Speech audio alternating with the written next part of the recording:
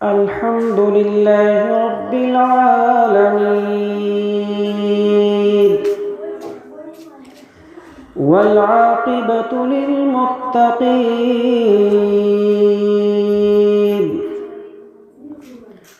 والصلاة والسلام على سيد الأنبياء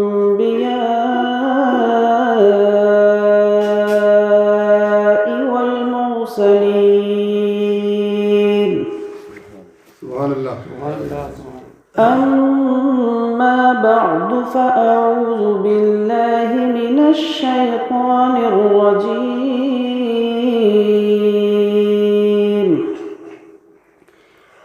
بسم الله الرحمن الرحيم.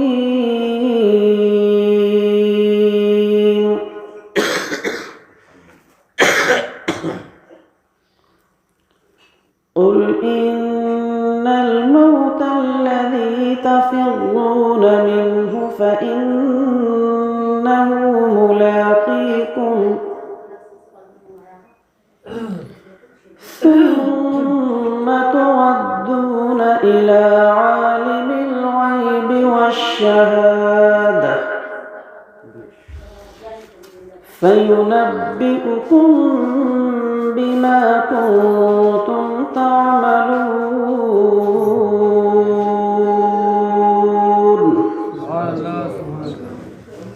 صدق اللہ العظیم. حاضرین مجلس،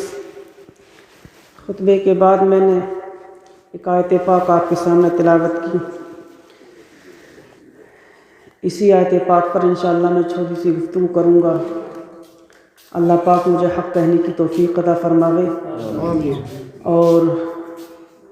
بعدہ ہم سب کو اس پر عمل کا جذبہ عطا فرمائے. یہ محفل جو ایصال ثواب کے متعلق سجائی گئی ہے، اللہ پاک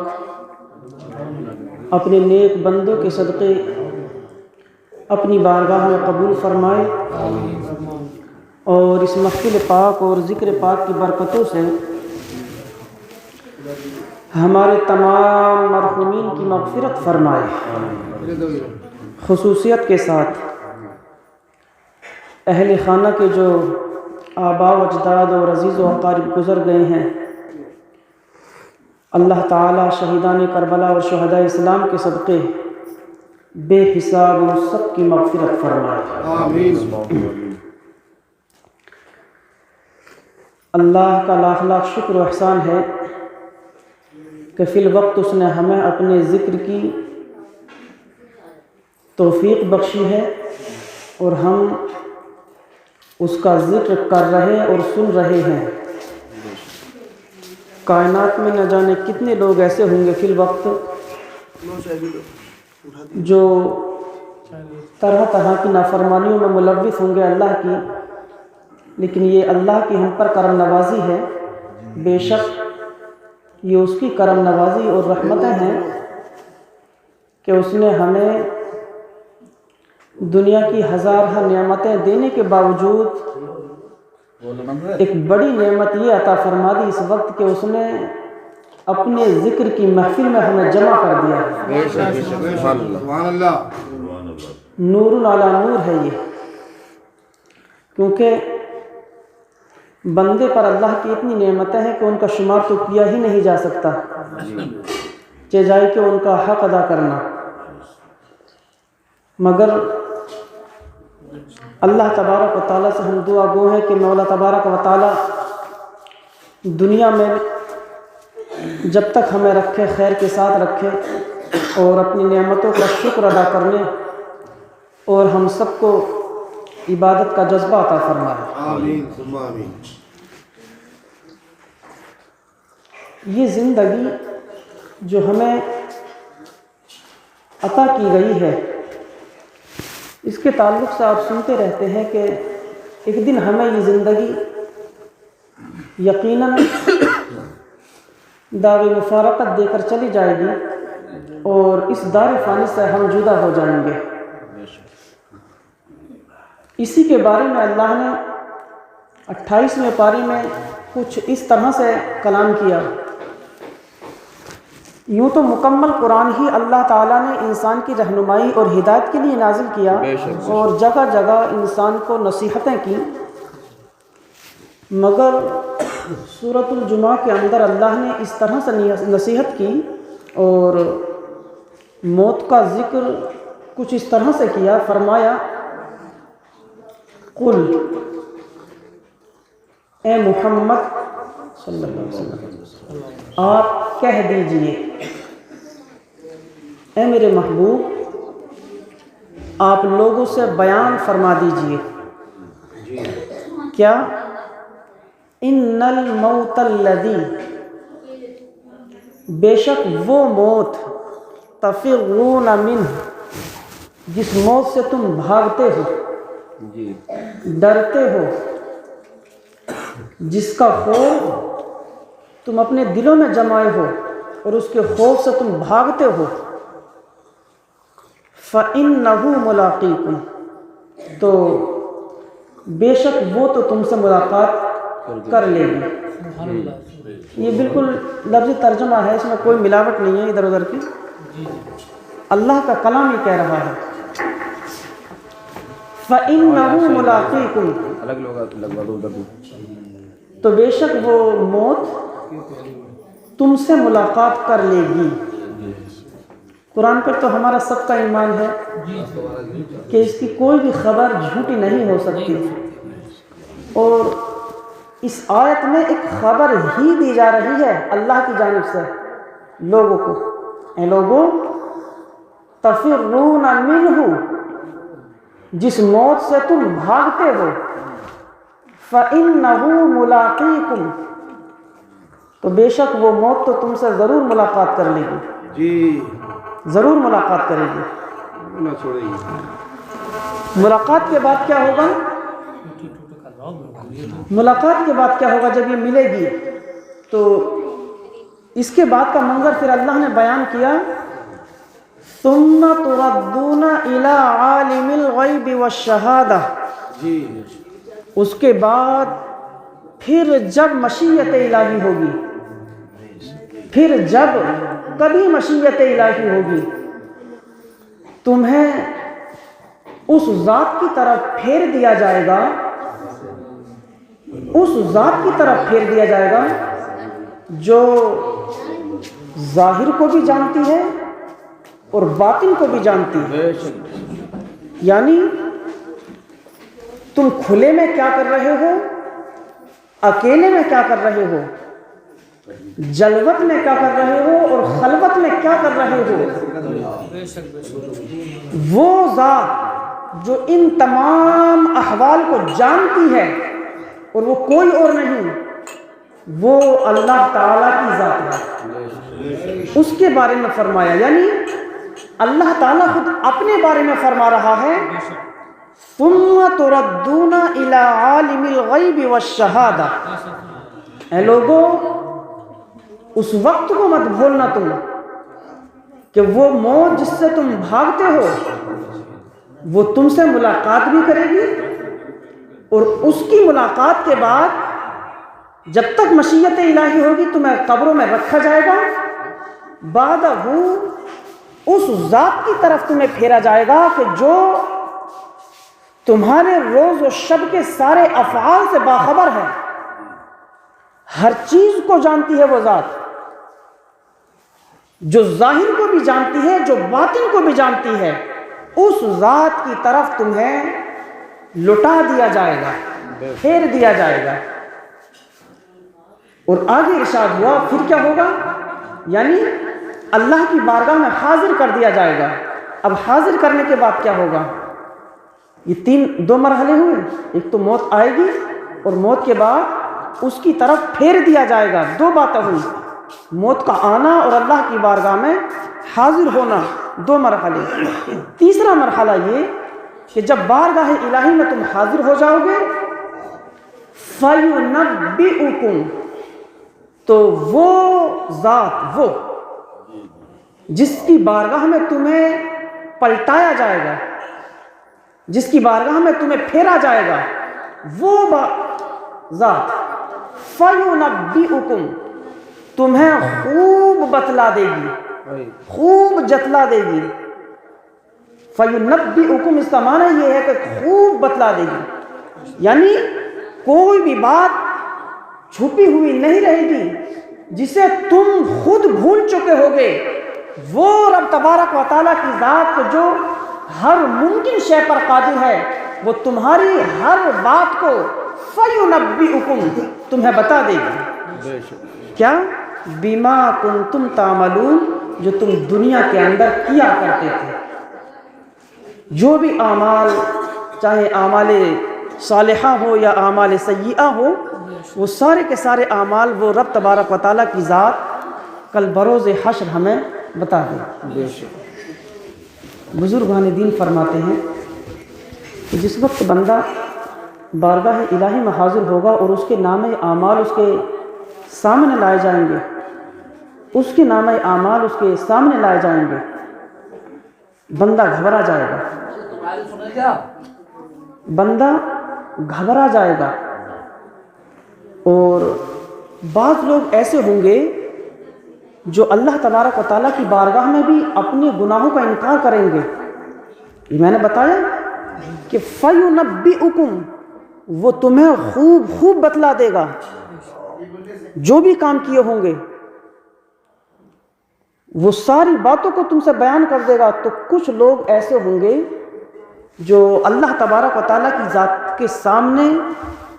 کھڑے ہو کر اپنے گناہوں سے انکار کریں گے کہ اے مالک میں نے یہ کام نہیں کیے، کچھ گناہوں سے انکار کریں گے۔ اللہ تبارک و تعالیٰ فرشتوں کو حکم دے گا کہ اے فرشتوں اس بندے کی زبان پر تالا لگا دو، مہر لگا دی جائے گی۔ سورہ یاسین پڑھتے ہوں گے آپ ضرور۔ سورہ یاسین کے اندر ہی ایک آیت پاک ہے، اللہ پاک ارشاد فرماتا ہے کہ الْيَوْمَ نَخْتِمُ عَلَىٰ أَفْوَاهِهِمْ۔ میری اسلامی ماں بہنیں بھی غور سے سنیں، اگر دل کی گہرائی سے سنیں گے تو ضرور ایمان کے اندر تازگی محسوس ہوگی، ضرور، کیونکہ یہ قرآن کی بات ہو رہی ہے، اپنا تمہارا کسی کا ذکر نہیں۔ بارگاہ الہی کا وہ منظر ہوگا کہ جس کے سامنے کسی کو بولنے کی جسارت نہ ہوگی، لیکن پھر بھی کچھ لوگ ایسے ہوں گے کہ وہ اپنے گناہوں سے انکار کریں گے کہ اے مالک میں نے یہ کام نہیں کیے۔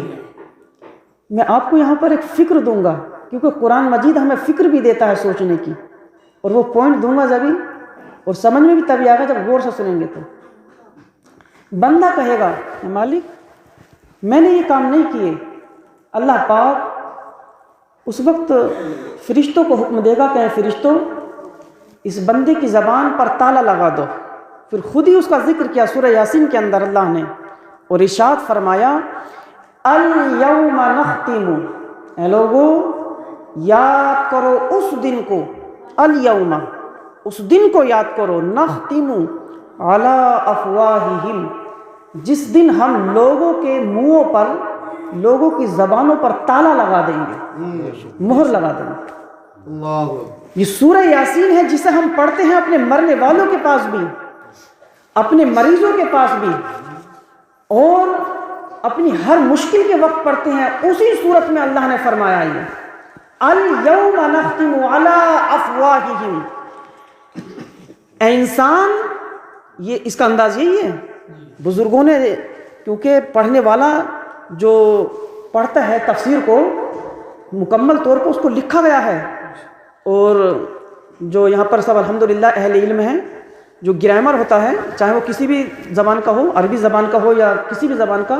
اس میں کچھ نشانات ہوتے ہیں، ان نشانوں سے آدمی کلام کو سمجھ لیتا ہے کہ یہاں پر سختی کے لہجے کا کلام ہے، یہاں پر نرمی کے لہجے کا کلام ہے، یہاں پر بات پوری ہو رہی ہے، یہاں سے بات ابھی آگے کو جاری ہے، ہر چیز کا بیان ہوتا ہے۔ تو پڑھنے والا اگر مہارت رکھتا ہے تو وہ سمجھتا ہے۔ فرمایا اللہ نے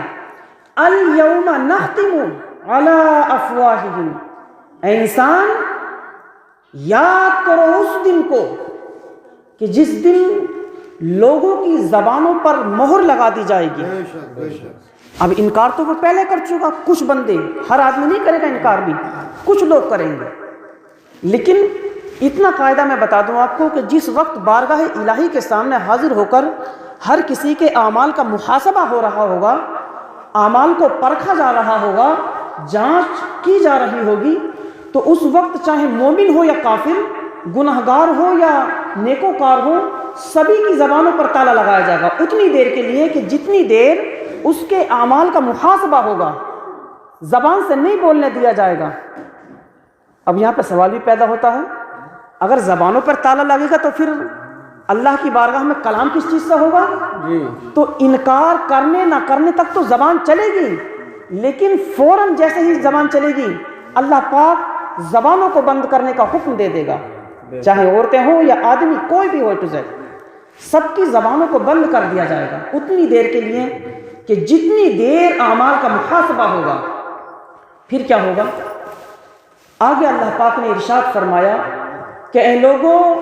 یاد کرو اس دن کو کہ جس دن لوگوں کی زبانوں پر مہر لگا دی جائے گی، تالا لگا دیا جائے گا، اور آگے ارشاد فرمایا وَتُكَلِّمُنَا أَيْدِيهِمْ، اور لوگوں کے ہاتھ ہم سے کلام کریں گے۔ وَتُكَلِّمُنَا أَيْدِيهِمْ، لوگوں کے ہاتھ ہم سے کلام کریں گے، اللہ پاک فرما رہا ہے۔ اب اس کے بارے میں اگر تفسیر کی طرف رجوع کیا جائے تو بڑی گہری تفسیر ہے اس کی، بڑی لمبی۔ اللہ کے رسول صلی اللہ تعالیٰ علیہ وسلم نے اس کی تحت بہت کچھ بیان کیا، پھر بزرگان دین نے لکھا، اور بزرگان دین کی مکمل تعلیم کا میں نچوڑ بیان کروں، بزرگان دین نے اسی آیت پاک کے تحت لکھا اور حدیث پاک کا مفہوم وہاں پر سمیٹا۔ اللہ کے رسول صلی اللہ تعالیٰ علیہ وسلم نے ارشاد فرمایا کہ اے لوگوں، یاد کرو اس دن کو کہ جس دن تمہاری زبانوں پر تالا لگایا جائے گا، اور زبان کے علاوہ جتنے بھی تمہارے اعضائے بدن ہوں گے، اعضائے جسم ہوں گے، انہیں بولنے کا حکم دیا جائے گا۔ اسی کا ذکر اللہ پاک نے ایک لفظ میں یہ کیا کہ وَتُكَلِّمُنَا أَيْدِيهِمْ، تمہارے جسم کا یہ حصہ کہ جسے ہاتھ کہا جاتا ہے، یہ ہاتھ اللہ پاک کی بارگاہ میں کلام کریں گے، اور دنیا کے اندر جس آدمی نے جو کچھ کیا ہوگا ان ہاتھوں سے وہ سب کچھ بیان کریں گے۔ میں خلاصے میں چلوں اس کے تو بزرگان دین یوں بیان فرماتے ہیں، اس روئے زمین پر انسان نے جو کچھ ان ہاتھوں سے کیا ہوگا، ان ہاتھوں سے اگر ہم نے کسی کی مدد کی ہوگی تو یہ ہاتھ اللہ پاک کی بارگاہ میں بیان کریں گے، اے مالک تیرے اس بندے کے ہاتھوں نے، یعنی ہمارے ذریعے اس بندے نے کسی بیوہ کی مدد کی تھی، کسی غریب کی مدد کی تھی، یا تیرے اس بندے کے ہاتھوں نے یعنی ہمارے ذریعے روئے زمین پر جب تک یہ بندہ جیتا رہا ان ہاتھوں سے دوسروں کی مدد کرتا رہا، اچھے کام کرتا رہا، اور تیری بارگاہ میں کھڑے ہو کر انہی ہاتھوں سے یہ تکبیر کہتا رہا، انہی ہاتھوں سے اٹھا کر تیرے کلام کو یہ تلاوت کیا کرتا تھا۔ زبان بھی کہے گی اس وقت میں کہ اے مالک یہ ہاتھوں سے تو کلام کو اٹھاتا تھا، لیکن زبان کہے گی اپنے اندرونی حصے سے کہ اے مالک یہ میرے ذریعے جو ہے تیرے کلام کی تلاوت کیا کرتا تھا۔ پھر کان بول اٹھیں گے کہ اے مالک تیرے ذریعے، تیری اس نعمت کے ذریعے کہ جو تو نے اسے کان عطا کیے تھے، یہ کان کہیں گے کہ اے مالک ہمارے ذریعے اس نے اچھی باتوں کو سنا، تلاوت قرآن پاک کو سنا، واعظ و نصیحت کی مجلس میں بیٹھ کر تیرے ذکر کو سنا۔ یہ ساری باتیں اللہ پاک کی بارگاہ میں یہ ہمارے اعضائے بدن بولیں گے، یہاں تک کہ ہمارے جسم کا ہر حصہ اللہ پاک کی بارگاہ میں بولے گا جو کچھ ہم نے دنیا کے اندر کیا ہوگا۔ اللہ کے رسول صلی اللہ تعالیٰ علیہ وسلم ارشاد فرماتے ہیں،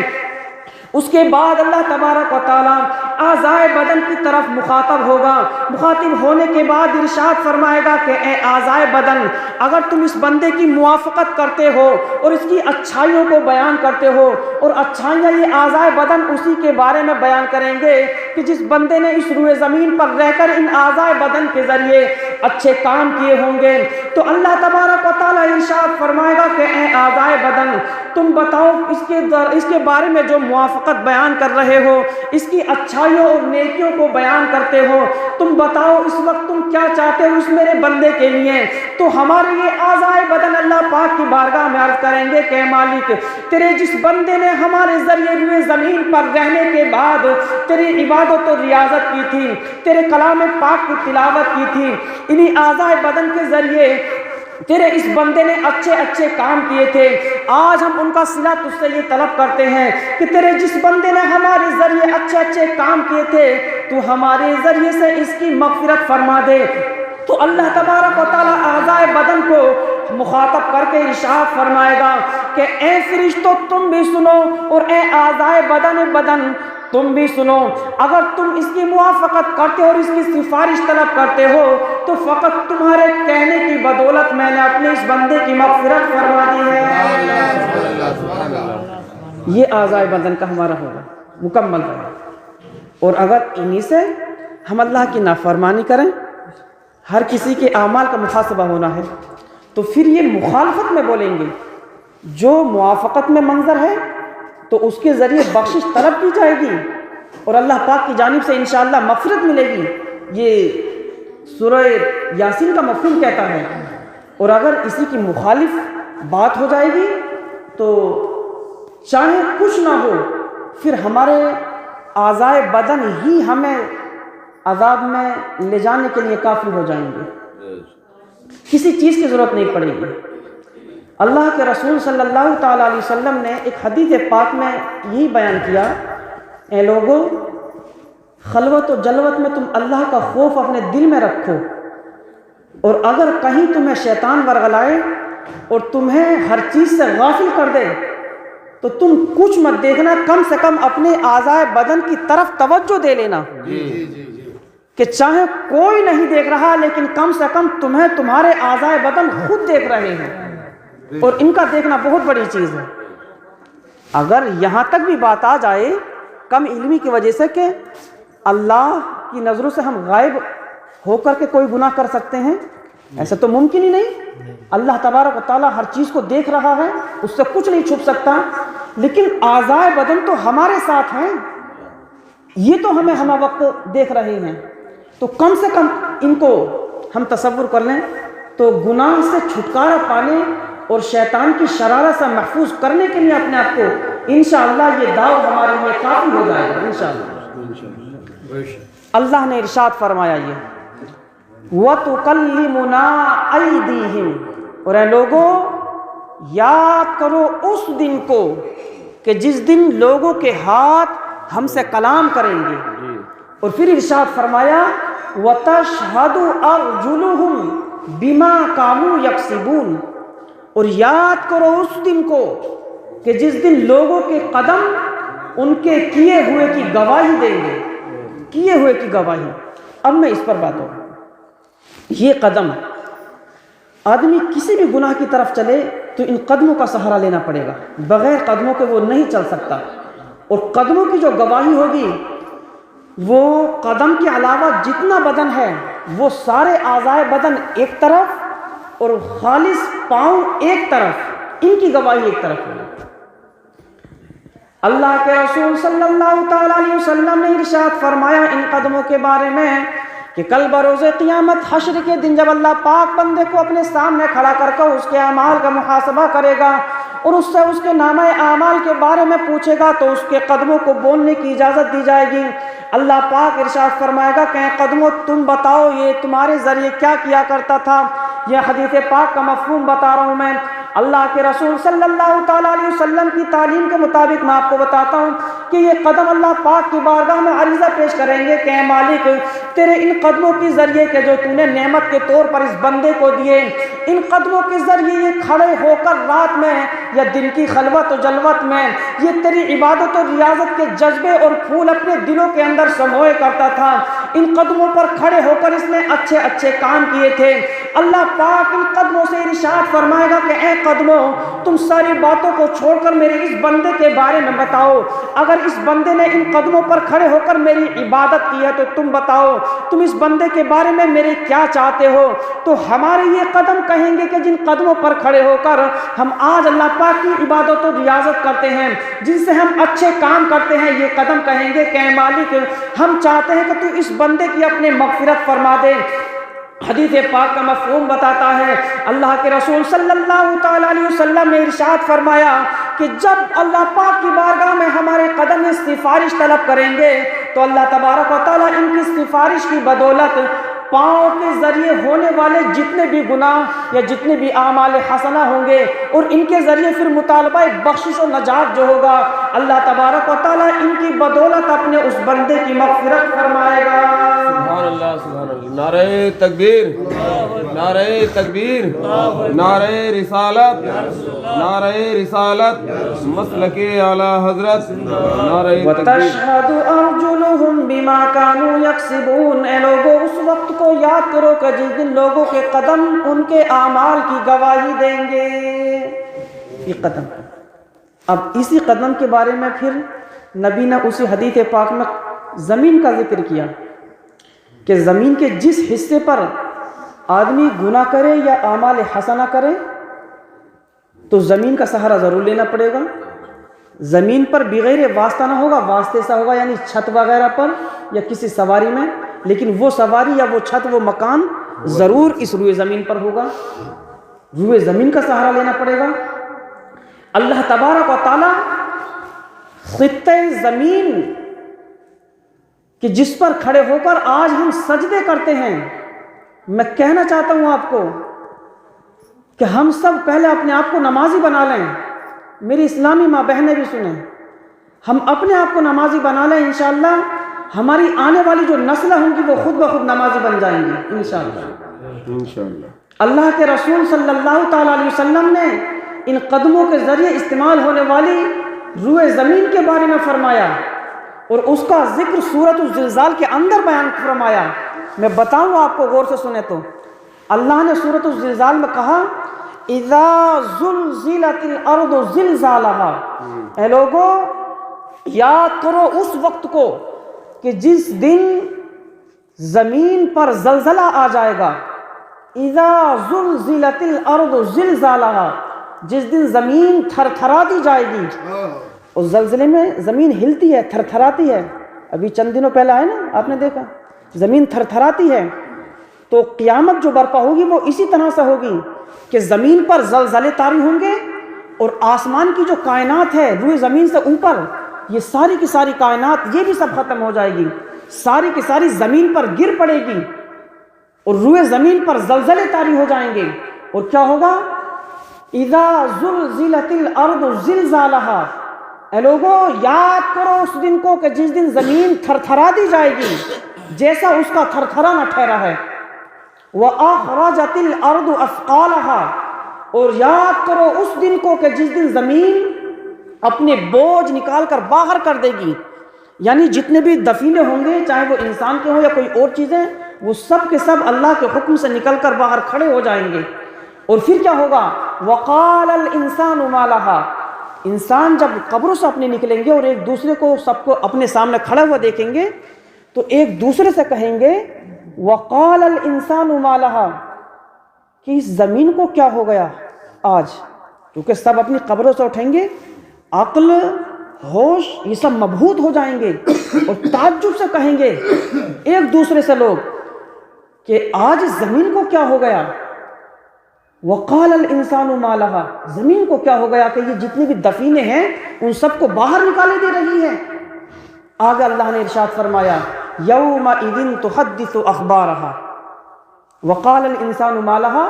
يَوْمَئِذٍ تُحَدِّثُ أَخْبَارَهَا، جس دن زمین اپنی خبریں بیان کرے گی۔ اس کا بھی وہی کا مفہوم ہے کہ اے لوگو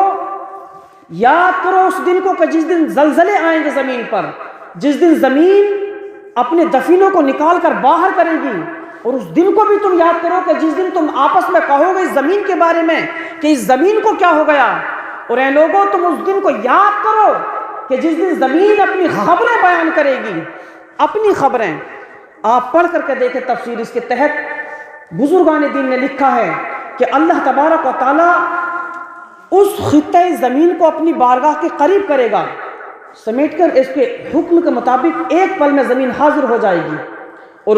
جہاں جہاں انسان گیا ہوگا یا جہاں جہاں کھڑے ہو کر نیکیاں یا بدیاں کی ہوں گی، اگر بدی کی ہوگی تو زمین کا خطہ گناہوں کو بیان کرے گا، لیکن اسی روئے زمین پر کھڑے ہو کر اگر ہم نیک کام کریں تو پھر کیا ہے؟ اللہ کے رسول صلی اللہ تعالی علیہ وسلم ارشاد فرماتے ہیں کہ اللہ پاک اس روئے زمین کے خطے زمین کو حکم دے گا کہ خطے زمین تو بتا میرے اس بندے نے تجھ پر کیا کیا کیے.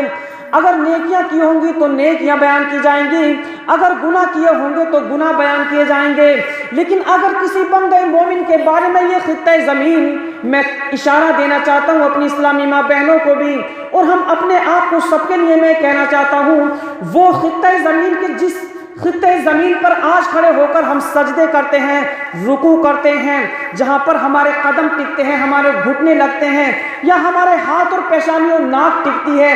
جس خطے زمین پر جہاں جہاں ٹکی ہوگی وہ خطے زمین اللہ پاک کی بارگاہ میں عریضہ پیش کریں گے کہ اے مالک، تیرے اس بندے نے ہم پر کھڑے ہو کر تیری عبادت کے جلوے کیے تھے. ناک کا حصہ بھی عرض کرے گا، پیشانی کا حصہ بھی عرض کرے گا، بہرحال جہاں جہاں ہمارے حصے بدن ٹچ ہوئے ہوں گے اللہ پاک کی بارگاہ میں یہ خطہ زمین عریضہ پیش کرے گی کہ اے مالک، ہم پر کھڑے ہو کر تیرے اس بندے نے عبادت اور ریاضت کے غنچے کھلائے تھے. اللہ پاک اس روئے زمین سے ارشاد فرمائے گا کہ روئے زمین تو بتا، اگر میرے اس بندے نے تجھ پر کھڑے ہو کر میری عبادت اور ریاضت کے غنچے کھلائے تھے، میں آج اس بندے کو اپنے کیا صلہ دوں؟ تو یہ روئے زمین اللہ پاک کی بارگاہ میں عریضہ پیش کرے گی کہ اے مالک، تیرے اس بندے نے ہم پر کھڑے ہو کر نیکی کے کام کیے تھے، بیواؤں کا سہارا بنا، دوسروں کا ملجا و ماوا بنا، کسی کو سہارا دے کر، کسی کی مدد فرما کر، یا کسی طرح سے تیری عبادت اور ریاضت کے جلوے کیے اس نے. تو اے روئے زمین تو بتا اب کیا چاہتی ہے؟ وہ روئے زمین عریضہ پیش کرے گی کہ اے مالک، تیرے اس بندے نے جب ہمارے اوپر کھڑے ہو کر تیری نیکیوں کے کام کیے ہیں تو آج ہم چاہتے ہیں کہ تیرے اس بندے کی مغفرت کر دی جائے.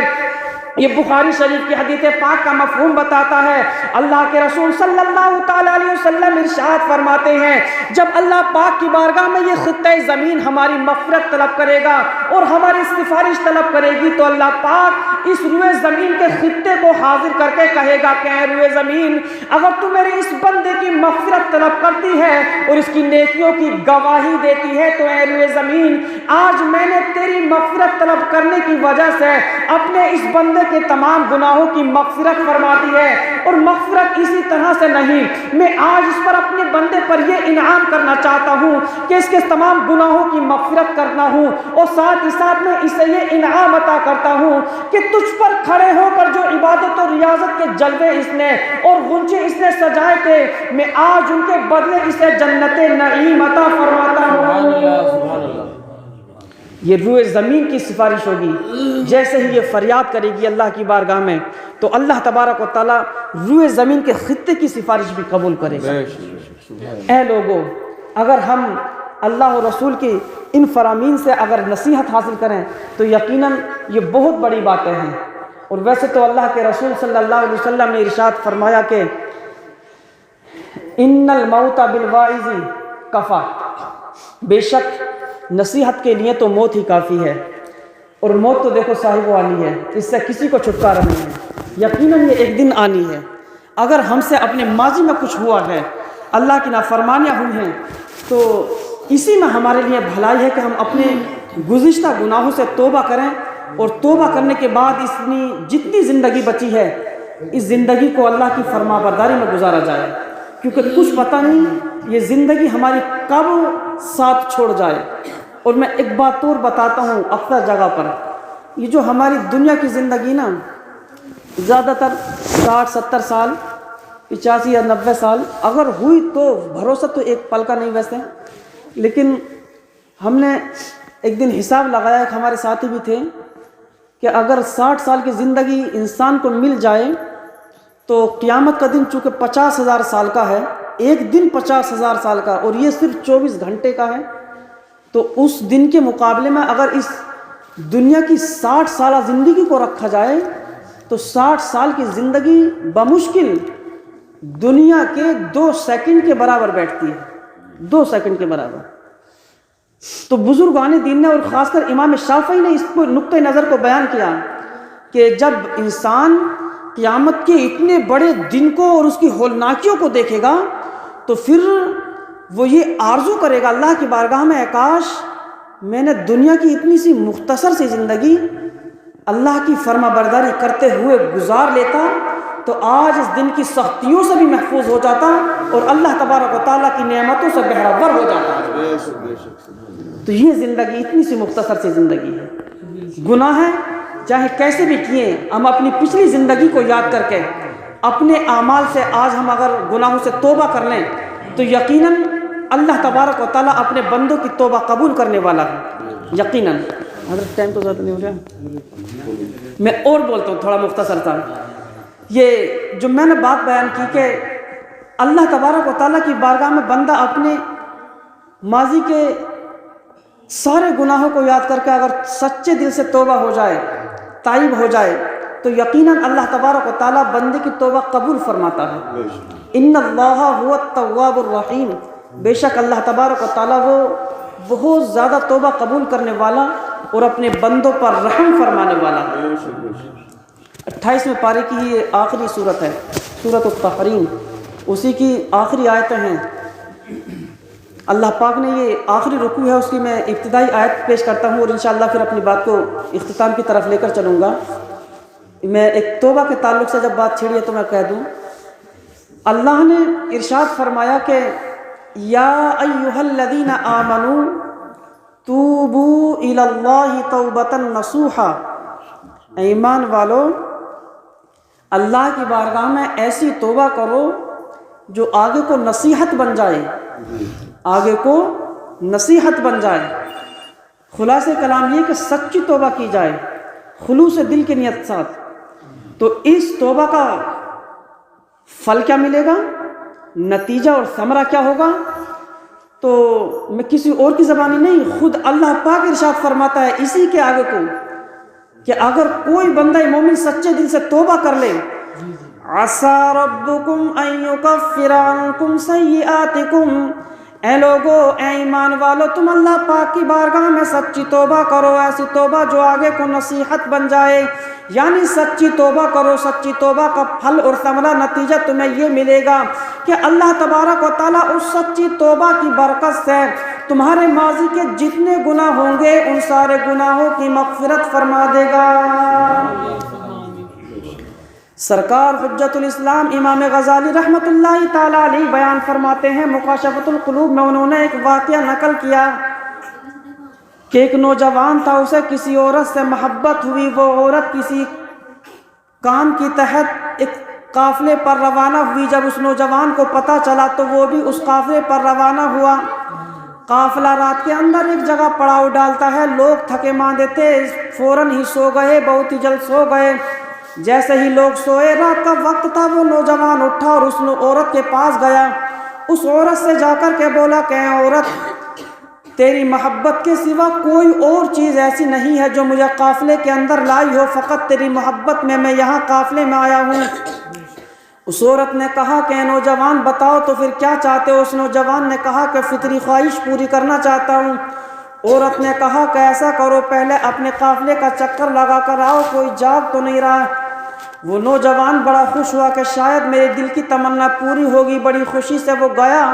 جانے کے بعد قافلے کا چکر لگایا، واپس آیا، کہا کہ سارے لوگ سو رہے ہیں، سارے غفلت میں پڑے ہوئے ہیں۔ اس عورت نے کہا کہ اے نوجوان ذرا یہ بھی تو بتا کہ جس رب تبارک و تعالیٰ نے تجھے، مجھے اور ان لوگوں کو پیدا کیا ہے، جس نے ساری کائنات کو پیدا کیا ہے، کیا اس اب تبارک و تعالیٰ کو بھی نیند آتی ہے؟ جب یہ سوال اس عورت نے کیا تو اس نوجوان نے جواب دیا، وہ نوجوان پڑھا لکھا تھا، بزرگوں کی صحبت میں بیٹھا ہوا تھا۔ اس نے کہا کہ اے عورت، وہ رب تبارک و تعالیٰ کہ جس نے مجھے، تجھے اور ان سارے لوگوں کو اور ساری کائنات کو پیدا کیا ہے، وہ رب تبارک و تعالیٰ اس کے خود کلام ارشاد فرماتا ہے لا تأخذہ سنۃ ولا نوم، کہ اللہ کی ذات کو تو نہ اونگ آتی ہے نہ نیند آتی ہے، وہ ہمیشہ اپنے بندوں کو دیکھ رہا ہے۔ جیسے ہی اس کی زبان سے یہ جملہ نکلا کہ اللہ کو نہ نیند آتی ہے نہ اونگ آتی ہے اور وہ اپنے بندوں کو ہمیشہ دیکھ رہا ہے، عورت نے فوراً پلٹ کر کہا کہ نوجوان تم مجھے یہ بتا کہ ان لوگوں کا دیکھنا زیادہ ضروری اور کافی ہے یا اللہ کا دیکھنا؟ تو اس نوجوان نے کہا کہ اللہ تبارک و تعالیٰ کا دیکھنا ہی کافی ہے۔ جیسے ہی اس نے عورت نے یہ سوال کیا کہ اللہ کا دیکھنا کافی ہے یا بندوں کا، اس نوجوان کے بدن پر لرزہ بر اندام ہو گیا۔ بہت ہی زیادہ کپ کپی طاری ہوئی اور اللہ تبارک و تعالیٰ کا خوف اس کے دل پر ایسا طاری ہوا کہ اس نوجوان نے فوراً اللہ تبارک و تعالیٰ کی بارگاہ میں سچے دل سے توبہ کی، اور جو گناہ وہ اس عورت کے ساتھ کرنا چاہتا تھا وہ اس نے اس سے بھی توبہ کی۔ توبہ کرنے کے بعد وہ فوراً اپنے گھر واپس آیا۔ آنے کے بعد کچھ دنوں بعد اس کی موت ہو جاتی ہے۔ کسی نے اس کو خواب میں دیکھ کر پوچھا کہ نوجوان بتاؤ تمہارے ساتھ کیا معاملہ ہوا؟ یہ سرکار حجت الاسلام امام غزالی نے اس واقعے کو نقل کیا، کسی چھوٹے آدمی نے بھی نہیں کہا۔ وہ لکھتے ہیں کہ جیسے ہی خواب میں دیکھا اور پوچھا کہ نوجوان بتاؤ تم نے کیسا معاملہ تمہارے ساتھ کیا گیا، تو اس نوجوان نے ارشاد فرمایا کہ صاحب میں نے اللہ کے خوف سے سچے دل سے خلوص نیت کے ساتھ میں نے اللہ تبارک و تعالیٰ کے خوف سے ایک دن ایک گناہ کو چھوڑا تھا، اور گناہ کو چھوڑنے کے بعد میں نے سچے دل سے اللہ کی بارگاہ میں توبہ کی تھی۔ اللہ پاک نے مجھے سچی توبہ کا صلہ یہ عطا کیا کہ میرے ماضی کے جتنے بھی گناہ تھے اللہ پاک نے میرے سارے گناہوں کی مغفرت عطا فرما دی ہے، اور اس توبہ کے بدلے مجھے جنت نعیم عطا فرما دی ہے۔ سچی توبہ کا یہ اللہ پاک ارشاد فرماتا ہے یا ایھا الذین آمنوا توبوا الی اللہ توبۃ نصوحا، اے ایمان والو اللہ کی بارگاہ میں سچی توبہ کرو جو نصیحت بنے آگے کو تمہارے لیے۔ ایسی توبہ کہ اگر فرض کیا جائے کہ کسی جانور کے تھنوں سے دودھ نکالنے کے بعد اگر ان تھنوں میں اس دودھ کو واپس ڈالا جائے تو نہیں جا سکتا، جس طرح سے نکلا ہوا دودھ اگر واپس نہیں کیا جا سکتا، تو ایسے ہی توبہ کرنے کے بعد جن گناہوں سے توبہ کی ہے بندہ اگر ان گناہوں کی طرف کبھی نہ پلٹے تو چاہے اس کے گناہ کتنے ہی ہوں، حدیث پاک کے اندر آتا ہے التائب من الذنب کمن لا ذنب لہ، کہ جب کوئی توبہ کرنے والا سچے دل سے توبہ کرتا ہے اور اس کے گناہ اگرچہ سمندر کے جھاگ کے برابر بھی ہوتے ہیں تو اللہ پاک اپنی رحمت سے ان سب کی مغفرت کر دیتا ہے۔ یا ایھا الذین آمنوا توبوا الی اللہ توبۃ نصوحا، اے ایمان والو اللہ کی بارگاہ میں سچی توبہ کرو جو نصیحت بن جائے آگے کو۔ عسیٰ ربکم ان یکفر عنکم سیئاتکم، ایسی توبہ کا صلہ تمہیں اللہ پاک فوراً یہ عطا فرمائے گا کہ ان قریب اللہ پاک تم سے تمہارے گناہوں کی مغفرت فرما دے گا۔ کفیٰ بالواعظ موتا، بات پھر وہیں آتی ہے، نصیحت کے لیے تو موت ہی کافی ہے، کیونکہ یہ فیصلہ کبھی ختم نہیں ہوگا۔ لہٰذا عقل مندی اور ہوشیاری اسی میں ہے کہ اللہ نے اگر یہ زندگی دی ہے اور یہ آزمائش ہے، کوشش کرو نیکیوں کی حد کو پہنچانا اور اللہ کے قرب کی انتہا کو پہنچنا، یہ اللہ تبارک و تعالیٰ کا کام ہے، پھر کوشش کریں۔ بزرگان دین فرماتے ہیں السعی منا، منی بھی کہہ سکتے ہیں اسے، منا کا معنی ہوا کہ ہماری طرف سے، اور منی کا معنی ہے کہ میری طرف سے۔ تو میں کہتا ہوں کہ السعی منا، کوشش ہماری طرف سے ہے، والاتمام من اللہ، اور ان کوششوں کو پورا کرنا یہ اللہ تبارک و تعالیٰ کے اختیار میں دیا گیا۔ آپ کوشش کر کے دیکھیں نیکیوں کی طرف یا کسی بھی کام کی طرف، ہم نے تو خوب آزمایا ہے کہ اللہ تبارک و تعالیٰ اس منزل تک پہنچا ہی دیتا ہے جب بندے کی نیت خلوص کے ساتھ ہوتی ہے۔ تو کوشش کریں۔ اور یہ چونکہ میں اپنی انتہا کی طرف چلوں، بات کافی لمبی ہوتی جا رہی ہے، موت کی محفل ہے یہ۔ والدین کے بہت حقوق ہوتے ہیں، جیتے جی والدین پر اولاد کے حقوق ہوتے ہیں، اور میں نے تو ابھی سنا کئی اپنے بزرگوں سے کہ ماں جیتے جی بھی اور بعد موت بھی اپنی اولاد کے لیے دعا کرتی ہے، اور یہ حقیقت ہے۔ ماں کا کتنا بڑا حق ہے۔ ایک حدیث پاک کا مفہوم یہ ہے ماں سب کی ہوتی ہے، چاہے عورتیں ہوں یا مرد ہوں، سب کی ماں ہے، سب کی ماں پر اور ماں کا ان پر حقوق ہوتے ہیں۔ اللہ کے رسول صلی اللہ علیہ وسلم نے فرمایا کہ بوقت پیدائش جو درد ذہ ہوتا ہے، پیدائش کا درد ہوتا ہے عورت کو، ماں کو، اگر اولاد اپنے والد کی بھی نہیں، فقط والدہ کی، درد ذہ کے ایک جھٹکے کا حق پوری زندگی اس کی خدمت کر کے ادا کرنا چاہے تب بھی اس کا حق ادا نہیں ہو سکتا۔ اسی لیے فرمایا گیا کہ والدہ کی خدمت کرو۔ اللہ کے رسول صلی اللہ تعالیٰ علیہ وسلم نے ارشاد فرمایا، بس یہ آخری بات کہہ کر میں رخصت ہو رہا ہوں، یہ نصیحت ہے اصل میں، اس پر عمل کرنا۔ بخاری شریف اور ترمذی شریف کی حدیث پاک ہے، اللہ کے رسول صلی اللہ تعالیٰ علیہ وسلم نے ارشاد فرمایا، اقرؤوا سورۃ یاسین علی موتاکم۔ بس یہ بات کہہ کر میں انشاءاللہ بات ختم کر رہا ہوں۔ اللہ کے رسول صلی اللہ علیہ وسلم نے ارشاد فرمایا کہ اے لوگو، اپنے مرنے والوں کے قریب سورہ یاسین پڑھا کرو۔ بزرگان دین نے بہت لمبی بحث کی ہے اس پہ بھی، لیکن آخر میں جا کے حضور شیخ عبد الحق محدث دہلوی کا میں ان کا کیا موقف بیان کرتا ہوں۔ آپ بیان کرتے ہیں کہ یہ جو حدیث پاک ہے، اقرؤوا سورۃ یاسین علی موتاکم، اپنے مرنے والوں کے قریب سورہ یاسین پڑھو۔ اگر اولاد اپنے والدین کی قبر پر کھڑے ہو کر، سرہانے کو کھڑے ہو کر، پچھم کے حصے کو جس سے چہرہ ان کے سامنے ہو جائے، سورہ یاسین کی تلاوت کر دے، اور سورہ یاسین کی تلاوت کرنے کے بعد وہ اپنی والدہ یا والد یا دونوں کے لیے دعائیں مغفرت کریں، تو آپ بیان فرماتے ہیں کہ جیسے ہی کسی کی اولاد اس کی قبر پر کھڑے ہو کر اس کے لیے دعائیں مغفرت کرتی ہے، اللہ پاک پہلے اولاد کی مغفرت کرتا ہے، پھر اس کے والدین کی مغفرت عطا فرما دیتا ہے۔ تو اتنا ضرور کریں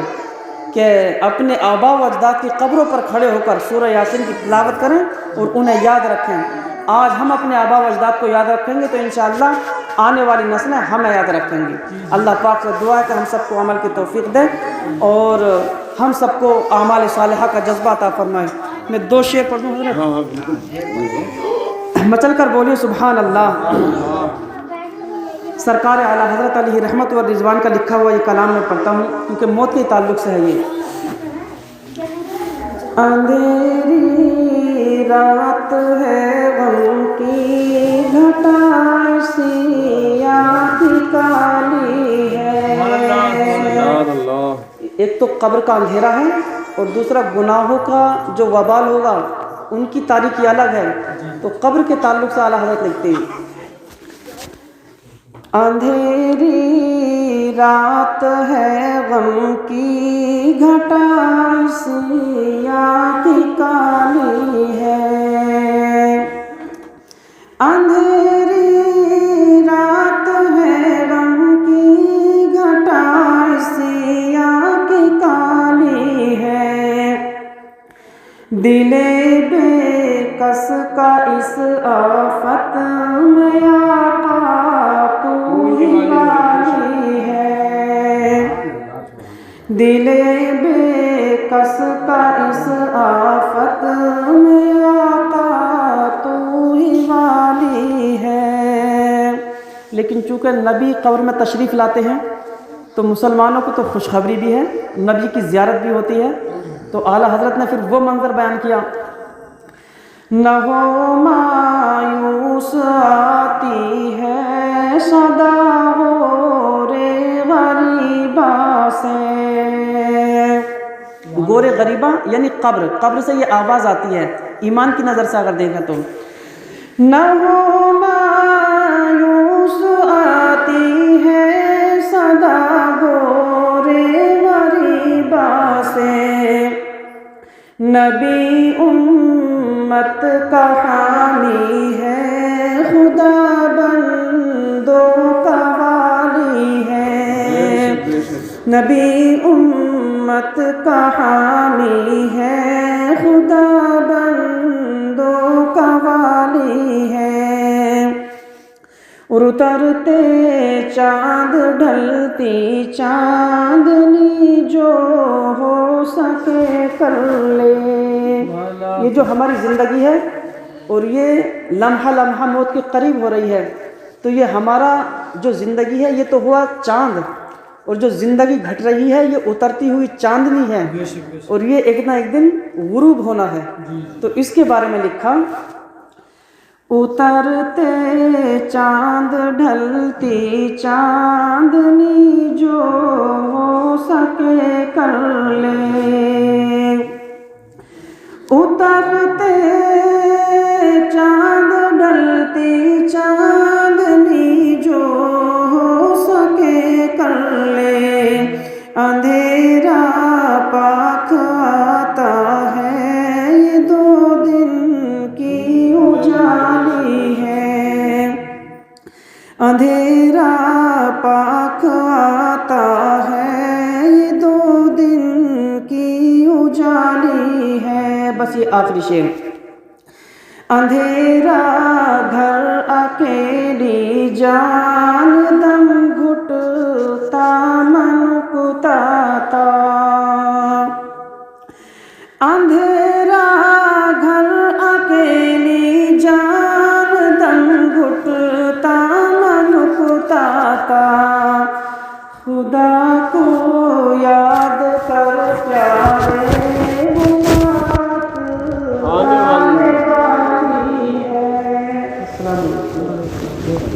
الحمد لله رب العالمين والعاقبة للمتقين والصلاة والسلام على سيد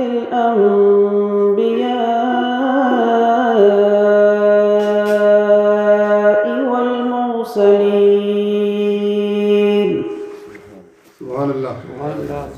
أما بعد فأعوذ بالله من الشيطان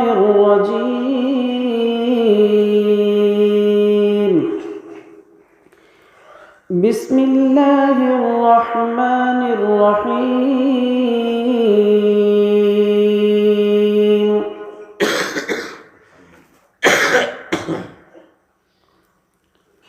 قل إن الموت الذي تفرون منه فإنه ملاقيكم ثم تردون إلى عالم الغيب والشهادة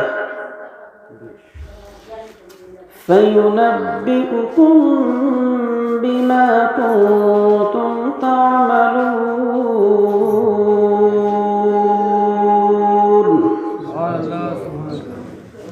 صدق اللہ العظیم حاضرین مجلس خطبے کے بعد میں نے ایک آیت پاک آپ کے سامنے تلاوت کی اسی آیت پاک پر انشاءاللہ میں چھوٹی سی گفتگو کروں گا اللہ پاک مجھے حق کہنے کی توفیق عطا فرماوے اور بعدہ ہم سب کو اس پر عمل کا جذبہ عطا فرمائے یہ محفل جو ایصال ثواب کے متعلق سجائی گئی ہے اللہ پاک اپنے نیک بندوں کے صدقے اپنی بارگاہ میں قبول فرمائے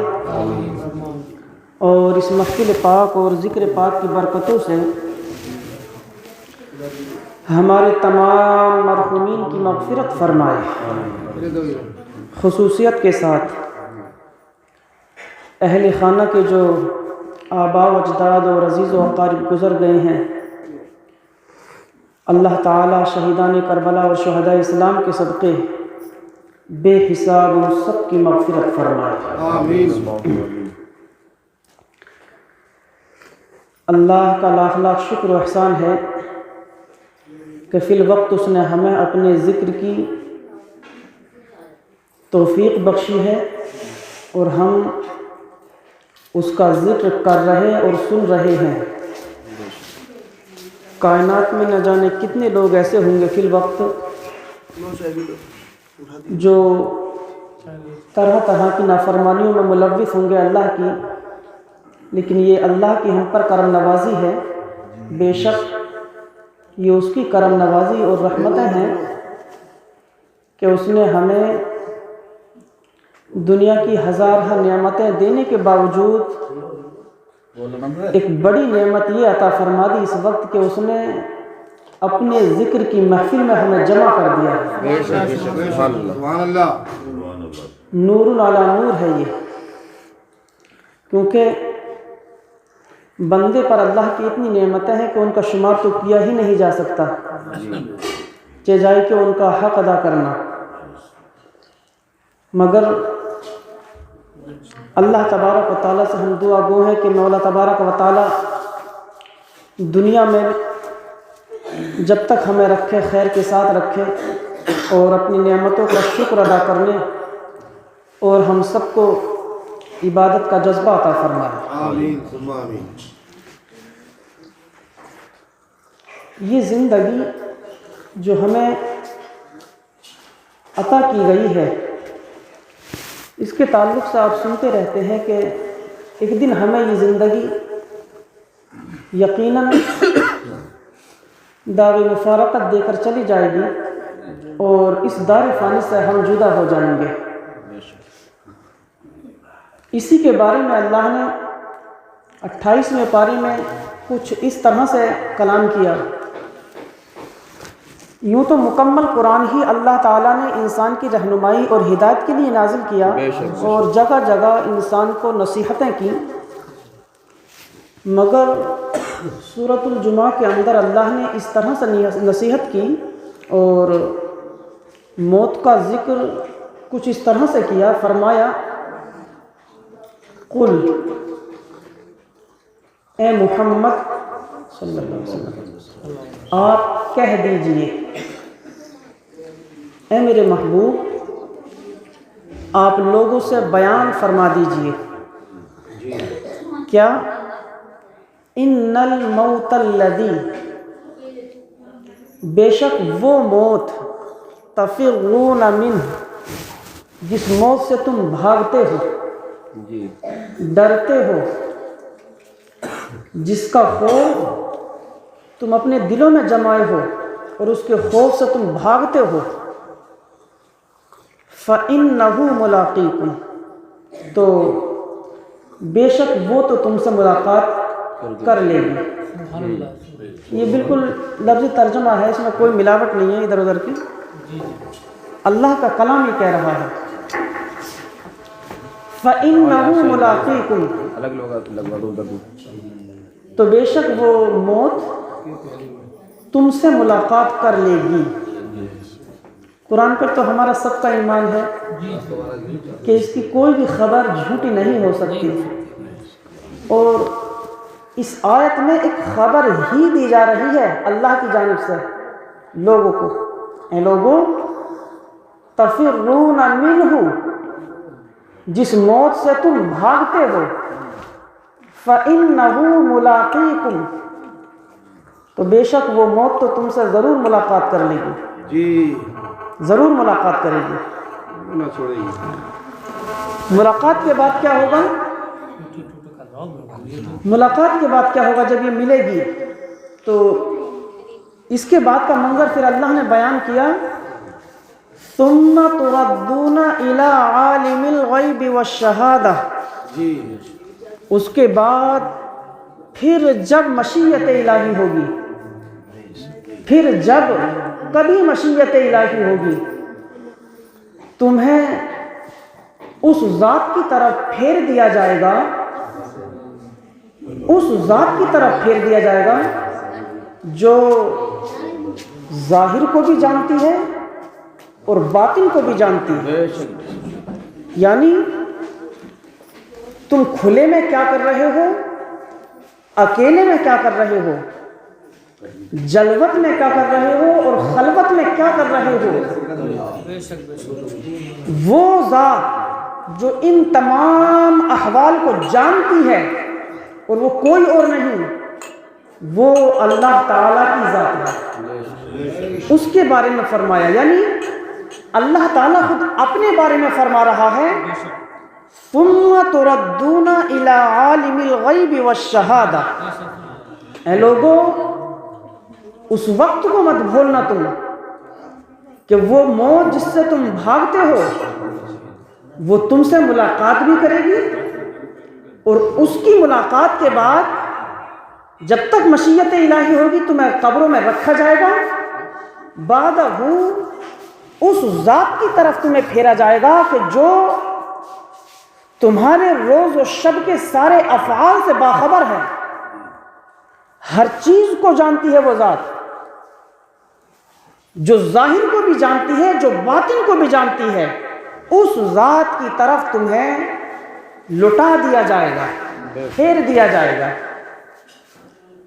اور آگے ارشاد ہوا پھر کیا ہوگا، یعنی اللہ کی بارگاہ میں حاضر کر دیا جائے گا۔ اب حاضر کرنے کے بعد کیا ہوگا؟ یہ دو مرحلے ہوئے، ایک تو موت آئے گی اور موت کے بعد اس کی طرف پھیر دیا جائے گا۔ دو باتیں ہوئی، موت کا آنا اور اللہ کی بارگاہ میں حاضر ہونا، دو مرحلے۔ تیسرا مرحلہ یہ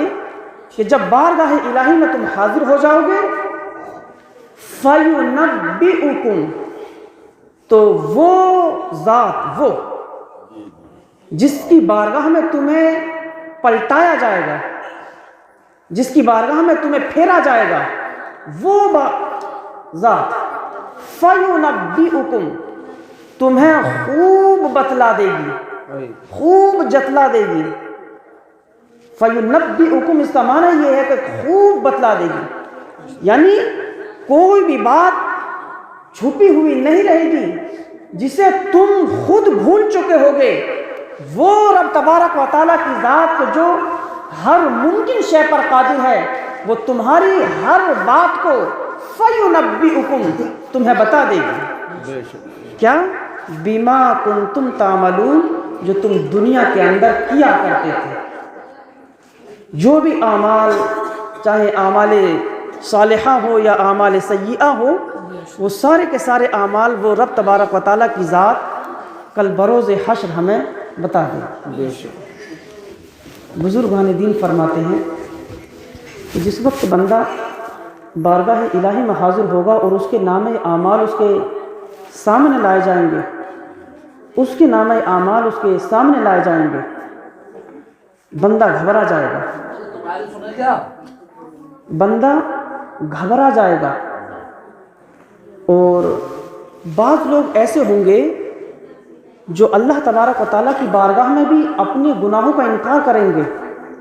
یہ میں نے بتایا کہ فَيُنَبِّئُكُمْ، وہ تمہیں خوب خوب بتلا دے گا جو بھی کام کیے ہوں گے، وہ ساری باتوں کو تم سے بیان کر دے گا۔ تو کچھ لوگ ایسے ہوں گے جو اللہ تبارک و تعالیٰ کی ذات کے سامنے کھڑے ہو کر اپنے گناہوں سے انکار کریں گے کہ اے مالک میں نے یہ کام نہیں کیے، کچھ گناہوں سے انکار کریں گے۔ اللہ تبارک و تعالیٰ فرشتوں کو حکم دے گا کہ فرشتوں اس بندے کی زبان پر تالا لگا دو، مہر لگا دی جائے گی۔ سورہ یاسین پڑھتے ہوں گے آپ ضرور، سورہ یاسین کے اندر ہی ایک آیت پاک ہے، اللہ پاک ارشاد فرماتا ہے کہ الْيَوْمَ نَخْتِمُ عَلَىٰ أَفْوَاهِهِمْ، میری اسلامی ماں بہنیں بھی غور سے سنیں، اگر دل کی گہرائی سے سنیں گے تو ضرور ایمان کے اندر تازگی محسوس ہوگی، ضرور، کیونکہ یہ قرآن کی بات ہو رہی ہے، اپنا تمہارا کسی کا ذکر نہیں۔ بارگاہ الہی کا وہ منظر ہوگا کہ جس کے سامنے کسی کو بولنے کی جسارت نہ ہوگی، لیکن پھر بھی کچھ لوگ ایسے ہوں گے کہ وہ اپنے گناہوں سے انکار کریں گے کہ اے مالک میں نے یہ کام نہیں کیے۔ میں آپ کو یہاں پر ایک فکر دوں گا، کیونکہ قرآن مجید ہمیں فکر بھی دیتا ہے سوچنے کی، اور وہ پوائنٹ دوں گا جبھی، اور سمجھ میں بھی تبھی آگا جب غور سے سنیں گے۔ تو بندہ کہے گا اے مالک میں نے یہ کام نہیں کیے، اللہ پاک اس وقت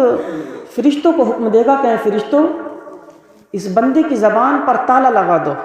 پھر خود ہی اس کا ذکر کیا سورہ یاسین کے اندر اللہ نے، اور ارشاد فرمایا الْيَوْمَ نَخْتِمُ، اے لوگو یاد کرو اس دن کو، الْيَوْمَ اس دن کو یاد کرو، نَخْتِمُ عَلَىٰ أَفْوَاهِهِمْ جس دن ہم لوگوں کے منہوں پر، لوگوں کی زبانوں پر تالا لگا دیں گے، مہر لگا دیں گے۔ یہ سورہ یاسین ہے جسے ہم پڑھتے ہیں اپنے مرنے والوں کے پاس بھی، اپنے مریضوں کے پاس بھی، اور اپنی ہر مشکل کے وقت پڑھتے ہیں۔ اسی صورت میں اللہ نے فرمایا یہ الْيَوْمَ نَخْتِمُ عَلَىٰ أَفْوَاهِهِمْ، اے انسان، یہ اس کا انداز یہی ہے بزرگوں نے، کیونکہ پڑھنے والا جو پڑھتا ہے تفسیر کو مکمل طور پر اس کو لکھا گیا ہے، اور جو یہاں پر سب الحمدللہ اہل علم ہیں، جو گرامر ہوتا ہے چاہے وہ کسی بھی زبان کا ہو، عربی زبان کا ہو یا کسی بھی زبان کا، اس میں کچھ نشانات ہوتے ہیں، ان نشانوں سے آدمی کلام کو سمجھ لیتا ہے کہ یہاں پر سختی کے لہجے کا کلام ہے، یہاں پر نرمی کے لہجے کا کلام ہے، یہاں پر بات پوری ہو رہی ہے، یہاں سے بات ابھی آگے کو جاری ہے، ہر چیز کا بیان ہوتا ہے۔ تو پڑھنے والا اگر مہارت رکھتا ہے تو وہ سمجھتا ہے۔ فرمایا اللہ نے الیوم نختم علی افواہہم، اے انسان یاد کرو اس دن کو کہ جس دن لوگوں کی زبانوں پر مہر لگا دی جائے گی۔ بے شک بے شک۔ اب انکار تو وہ پہلے کر چکا، کچھ بندے، ہر آدمی نہیں کرے گا انکار بھی، کچھ لوگ کریں گے، لیکن اتنا قاعدہ میں بتا دوں آپ کو کہ جس وقت بارگاہ الہی کے سامنے حاضر ہو کر ہر کسی کے اعمال کا محاسبہ ہو رہا ہوگا، اعمال کو پرکھا جا رہا ہوگا، جانچ کی جا رہی ہوگی، تو اس وقت چاہے مومن ہو یا کافر، گنہگار ہو یا نیکوکار ہو، سبھی کی زبانوں پر تالا لگایا جائے گا اتنی دیر کے لیے کہ جتنی دیر اس کے اعمال کا محاسبہ ہوگا، زبان سے نہیں بولنے دیا جائے گا۔ اب یہاں پہ سوال بھی پیدا ہوتا ہے، اگر زبانوں پر تالا لگے گا تو پھر اللہ کی بارگاہ میں کلام کس چیز سے ہوگا؟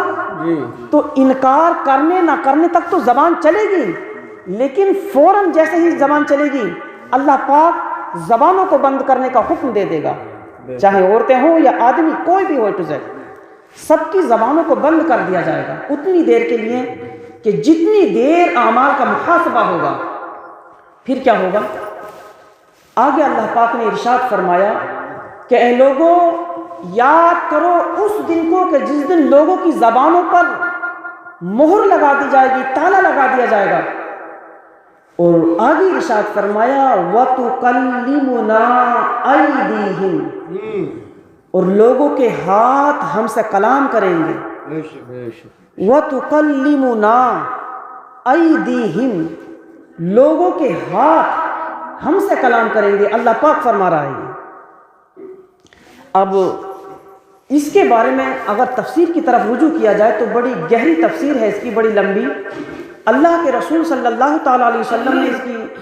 تحت بہت کچھ بیان کیا، پھر بزرگان دین نے لکھا، اور بزرگان دین کی مکمل تعلیم کا میں نچوڑ بیان کروں۔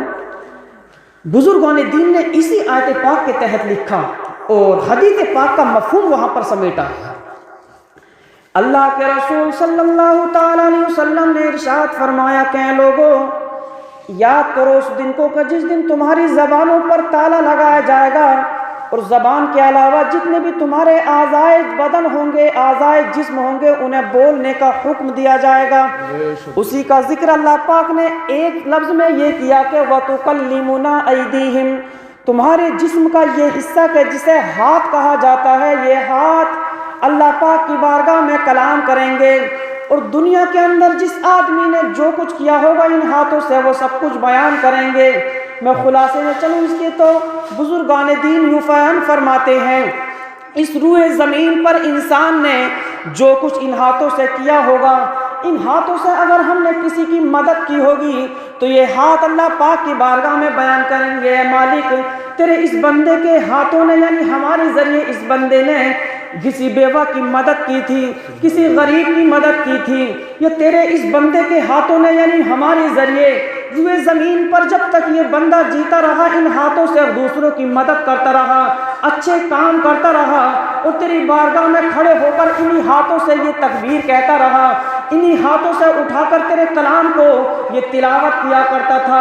زبان بھی کہے گی اس وقت میں کہ اے مالک یہ ہاتھوں سے تو کلام کو اٹھاتا تھا، لیکن زبان کہے گی اپنے اندرونی حصے سے کہ اے مالک یہ میرے ذریعے جو ہے تیرے کلام کی تلاوت کیا کرتا تھا۔ پھر کان بول اٹھیں گے کہ اے مالک تیرے ذریعے، تیری اس نعمت کے ذریعے کہ جو تو نے اسے کان عطا کیے تھے، یہ کان کہیں گے کہ اے مالک ہمارے ذریعے اس نے اچھی باتوں کو سنا، تلاوت قرآن پاک کو سنا، واعظ و نصیحت کی مجلس میں بیٹھ کر تیرے ذکر کو سنا، یہ ساری باتیں اللہ پاک کی بارگاہ میں یہ ہمارے اعضائے بدن بولیں گے، یہاں تک کہ ہمارے جسم کا ہر حصہ اللہ پاک کی بارگاہ میں بولے گا جو کچھ ہم نے دنیا کے اندر کیا ہوگا۔ اللہ کے رسول صلی اللہ تعالیٰ علیہ وسلم ارشاد فرماتے ہیں، اس کے بعد اللہ تبارک و تعالیٰ اعضائے بدن کی طرف مخاطب ہوگا، مخاطب ہونے کے بعد ارشاد فرمائے گا کہ اے اعضائے بدن، اگر تم اس بندے کی موافقت کرتے ہو اور اس کی اچھائیوں کو بیان کرتے ہو، اور اچھائیاں یہ اعضائے بدن اسی کے بارے میں بیان کریں گے کہ جس بندے نے اس روئے زمین پر رہ کر ان اعضائے بدن کے ذریعے اچھے کام کیے ہوں گے، تو اللہ تبارک و تعالیٰ ارشاد فرمائے گا کہ اے اعضائے بدن، تم بتاؤ اس کے بارے میں جو موافقت بیان کر رہے ہو، اس کی اچھائیوں اور نیکیوں کو بیان کرتے ہو، تم بتاؤ اس وقت تم کیا چاہتے ہو اس میرے بندے کے لیے۔ تو ہمارے یہ اعضائے بدن اللہ پاک کی بارگاہ میں عرض کریں گے کہ مالک، تیرے جس بندے نے ہمارے ذریعے روئے زمین پر رہنے کے بعد تیری عبادت و ریاضت کی تھی، تیرے کلام پاک کی تلاوت کی تھی، انہی اعضائے بدن کے ذریعے تیرے اس بندے نے اچھے اچھے کام کیے تھے، آج ہم ان کا صلہ تجھ سے یہ طلب کرتے ہیں کہ تیرے جس بندے نے ہمارے ذریعے اچھے اچھے کام کیے تھے تو ہمارے ذریعے سے اس کی مغفرت فرما دے۔ تو اللہ تبارک و تعالیٰ اعضائے بدن کو مخاطب کر کے ارشاد فرمائے گا کہ اے فرشتوں تم بھی سنو، اور اے اعضائے بدن تم بھی سنو، اگر تم اس کی موافقت کرتے ہو اور اس کی سفارش طلب کرتے ہو تو فقط تمہارے کہنے کی بدولت میں نے اپنے اس بندے کی مغفرت فرما دی ہے۔ یہ اعضائے بدن کا ہمارا ہوگا مکمل ہوگا، اور اگر انہی سے ہم اللہ کی نافرمانی کریں، ہر کسی کے اعمال کا محاسبہ ہونا ہے، تو پھر یہ مخالفت میں بولیں گے، جو موافقت میں منظر ہے تو اس کے ذریعے بخشش طلب کی جائے گی اور اللہ پاک کی جانب سے انشاءاللہ مغفرت ملے گی، یہ سورہ یاسین کا مفہوم کہتا ہے۔ اور اگر اسی کی مخالف بات ہو جائے گی تو چاہے کچھ نہ ہو، پھر ہمارے اعضائے بدن ہی ہمیں عذاب میں لے جانے کے لیے کافی ہو جائیں گے، کسی چیز کی ضرورت نہیں پڑے گی۔ اللہ کے رسول صلی اللہ تعالیٰ علیہ وسلم نے ایک حدیث پاک میں یہی بیان کیا، اے لوگو، خلوت و جلوت میں تم اللہ کا خوف اپنے دل میں رکھو، اور اگر کہیں تمہیں شیطان ورغلائے اور تمہیں ہر چیز سے غافل کر دے تو تم کچھ مت دیکھنا، کم سے کم اپنے اعضائے بدن کی طرف توجہ دے لینا، کہ چاہے کوئی نہیں دیکھ رہا لیکن کم سے کم تمہیں تمہارے اعضائے بدن خود دیکھ رہے ہیں، اور ان کا دیکھنا بہت بڑی چیز ہے۔ اگر یہاں تک بھی بات آ جائے کم علمی کی وجہ سے کہ اللہ کی نظروں سے ہم غائب ہو کر کے کوئی گناہ کر سکتے ہیں، ایسا تو ممکن ہی نہیں، اللہ تبارک و تعالیٰ ہر چیز کو دیکھ رہا ہے، اس سے کچھ نہیں چھپ سکتا، لیکن اعضائے بدن تو ہمارے ساتھ ہیں، یہ تو ہمیں ہمہ وقت دیکھ رہے ہیں، تو کم سے کم ان کو ہم تصور کر لیں تو گناہ سے چھٹکارا پانے اور شیطان کی شرارت سے محفوظ کرنے کے لیے اپنے آپ کو انشاءاللہ یہ دعو ہمارے لیے کافی ہو جائے گا انشاءاللہ۔ اللہ نے ارشاد فرمایا یہ وَتُكَلِّمُنَا أَيْدِيهِمْ، اور اے لوگوں یاد کرو اس دن کو کہ جس دن لوگوں کے ہاتھ ہم سے کلام کریں گے، اور پھر ارشاد فرمایا وَتَشْهَدُ أَرْجُلُهُمْ بِمَا كَانُوا يَكْسِبُونَ، اور یاد کرو اس دن کو کہ جس دن لوگوں کے قدم ان کے کیے ہوئے کی گواہی دیں گے، کیے ہوئے کی گواہی۔ اب میں اس پر بات ہوں، یہ قدم، آدمی کسی بھی گناہ کی طرف چلے تو ان قدموں کا سہارا لینا پڑے گا، بغیر قدموں کے وہ نہیں چل سکتا، اور قدموں کی جو گواہی ہوگی وہ قدم کے علاوہ جتنا بدن ہے وہ سارے اعضائے بدن ایک طرف اور خالص پاؤں ایک طرف، ان کی گواہی ایک طرف ہوگی۔ اللہ کے رسول صلی اللہ تعالیٰ علیہ وسلم نے ارشاد فرمایا ان قدموں کے بارے میں کہ کل بروز قیامت حشر کے دن جب اللہ پاک بندے کو اپنے سامنے کھڑا کر کے اس کے اعمال کا محاسبہ کرے گا اور اس سے اس کے نامہ اعمال کے بارے میں پوچھے گا تو اس کے قدموں کو بولنے کی اجازت دی جائے گی۔ اللہ پاک ارشاد فرمائے گا کہ اے قدموں تم بتاؤ یہ تمہارے ذریعے کیا کیا کرتا تھا۔ یہ حدیث پاک کا مفہوم بتا رہا ہوں میں۔ اللہ کے رسول صلی اللہ تعالیٰ علیہ وسلم کی تعلیم کے مطابق میں آپ کو بتاتا ہوں کہ یہ قدم اللہ پاک کی بارگاہ میں عریضہ پیش کریں گے کہ اے مالک تیرے ان قدموں کے ذریعے کہ جو تو نے نعمت کے طور پر اس بندے کو دیے، ان قدموں کے ذریعے یہ کھڑے ہو کر رات میں یا دن کی خلوت و جلوت میں یہ تیری عبادت و ریاضت کے جذبے اور پھول اپنے دلوں کے اندر سموئے کرتا تھا۔ ان قدموں پر کھڑے ہو کر اس نے اچھے اچھے کام کیے تھے۔ اللہ پاک ان قدموں سے ارشاد فرمائے گا کہ اے قدموں تم ساری باتوں کو چھوڑ کر میرے اس بندے کے بارے میں بتاؤ۔ اگر اس بندے نے ان قدموں پر کھڑے ہو کر میری عبادت کی ہے تو تم بتاؤ تم اس بندے کے بارے میں میرے کیا چاہتے ہو۔ تو ہمارے یہ قدم کہیں گے کہ جن قدموں پر کھڑے ہو کر ہم آج اللہ پاک کی عبادت و ریاضت کرتے ہیں، جن سے ہم اچھے کام کرتے ہیں، یہ قدم کہیں گے کہ اے مالک ہم چاہتے ہیں کہ تو اس بندے کی اپنے مغفرت فرما دے۔ حدیث پاک کا مفہوم بتاتا ہے، اللہ کے رسول صلی اللہ تعالیٰ علیہ وسلم نے ارشاد فرمایا کہ جب اللہ پاک کی بارگاہ میں ہمارے قدم سفارش طلب کریں گے تو اللہ تبارک و تعالیٰ ان کی سفارش کی بدولت پاؤں کے ذریعے ہونے والے جتنے بھی گناہ یا جتنے بھی اعمال حسنہ ہوں گے اور ان کے ذریعے پھر مطالبہ بخشش و نجات جو ہوگا اللہ تبارک و تعالیٰ ان کی بدولت اپنے اس بندے کی مغفرت فرمائے گا۔ سبحان اللہ سبحان اللہ، نعرہ تکبیر، نعرہ تکبیر، نعرہ رسالت، نعرہ رسالت، مسلک اعلی حضرت، نعرہ تکبیر۔ وَتَشْهَدُ أَرْجُلُهُمْ بِمَا كَانُوا يَكْسِبُونَ۔ اے لوگوں اس وقت کو یاد کرو کہ جس دن لوگوں کے قدم ان کے اعمال کی گواہی دیں گے۔ یہ قدم، اب اسی قدم کے بارے میں پھر نبی نے اسی حدیث پاک میں زمین کا ذکر کیا کہ زمین کے جس حصے پر آدمی گناہ کرے یا اعمال حسنہ کرے تو زمین کا سہارا ضرور لینا پڑے گا۔ زمین پر بغیر واسطہ نہ ہوگا، واسطے سے ہوگا، یعنی چھت وغیرہ پر یا کسی سواری میں، لیکن وہ سواری یا وہ چھت وہ مکان ضرور اس روئے زمین پر ہوگا۔ روئے زمین کا سہارا لینا پڑے گا۔ اللہ تبارک و تعالی خطہ زمین کہ جس پر کھڑے ہو کر آج ہم سجدے کرتے ہیں، میں کہنا چاہتا ہوں آپ کو کہ ہم سب پہلے اپنے آپ کو نمازی بنا لیں۔ میری اسلامی ماں بہنیں بھی سنیں، ہم اپنے آپ کو نمازی بنا لیں، انشاءاللہ ہماری آنے والی جو نسلیں ہوں گی وہ خود بخود نمازی بن جائیں گی انشاءاللہ۔ اللہ کے رسول صلی اللہ تعالیٰ علیہ وسلم نے ان قدموں کے ذریعے استعمال ہونے والی روئے زمین کے بارے میں فرمایا اور اس کا ذکر سورۃ الزلزال کے اندر بیان فرمایا۔ میں بتاؤں آپ کو، غور سے سنیں تو اللہ نے سورۃ الزلزال میں کہا اذا زلزلت الارض زلزالها۔ اے لوگو یاد کرو اس وقت کو کہ جس دن زمین پر زلزلہ آ جائے گا۔ اذا زلزلت الارض زلزالها، جس دن زمین تھر تھرا دی جائے گی۔ اس زلزلے میں زمین ہلتی ہے، تھر تھراتی ہے۔ ابھی چند دنوں پہلے آئے نا، آپ نے دیکھا زمین تھر تھراتی ہے۔ تو قیامت جو برپا ہوگی وہ اسی طرح سے ہوگی کہ زمین پر زلزلے طاری ہوں گے اور آسمان کی جو کائنات ہے روئے زمین سے اوپر، یہ ساری کی ساری کائنات یہ بھی سب ختم ہو جائے گی، ساری کی ساری زمین پر گر پڑے گی اور روئے زمین پر زلزلے طاری ہو جائیں گے۔ اور کیا ہوگا؟ اذا زلزلت الارض زلزالها۔ اے لوگو یاد کرو اس دن کو کہ جس دن زمین تھر تھرا دی جائے گی جیسا اس کا تھر تھرانا ٹھہرا ہے۔ وَأَخْرَجَتِ الْأَرْضُ أَثْقَالَهَا، اور یاد کرو اس دن کو کہ جس دن زمین اپنے بوجھ نکال کر باہر کر دے گی، یعنی جتنے بھی دفینے ہوں گے چاہے وہ انسان کے ہوں یا کوئی اور چیزیں، وہ سب کے سب اللہ کے حکم سے نکل کر باہر کھڑے ہو جائیں گے۔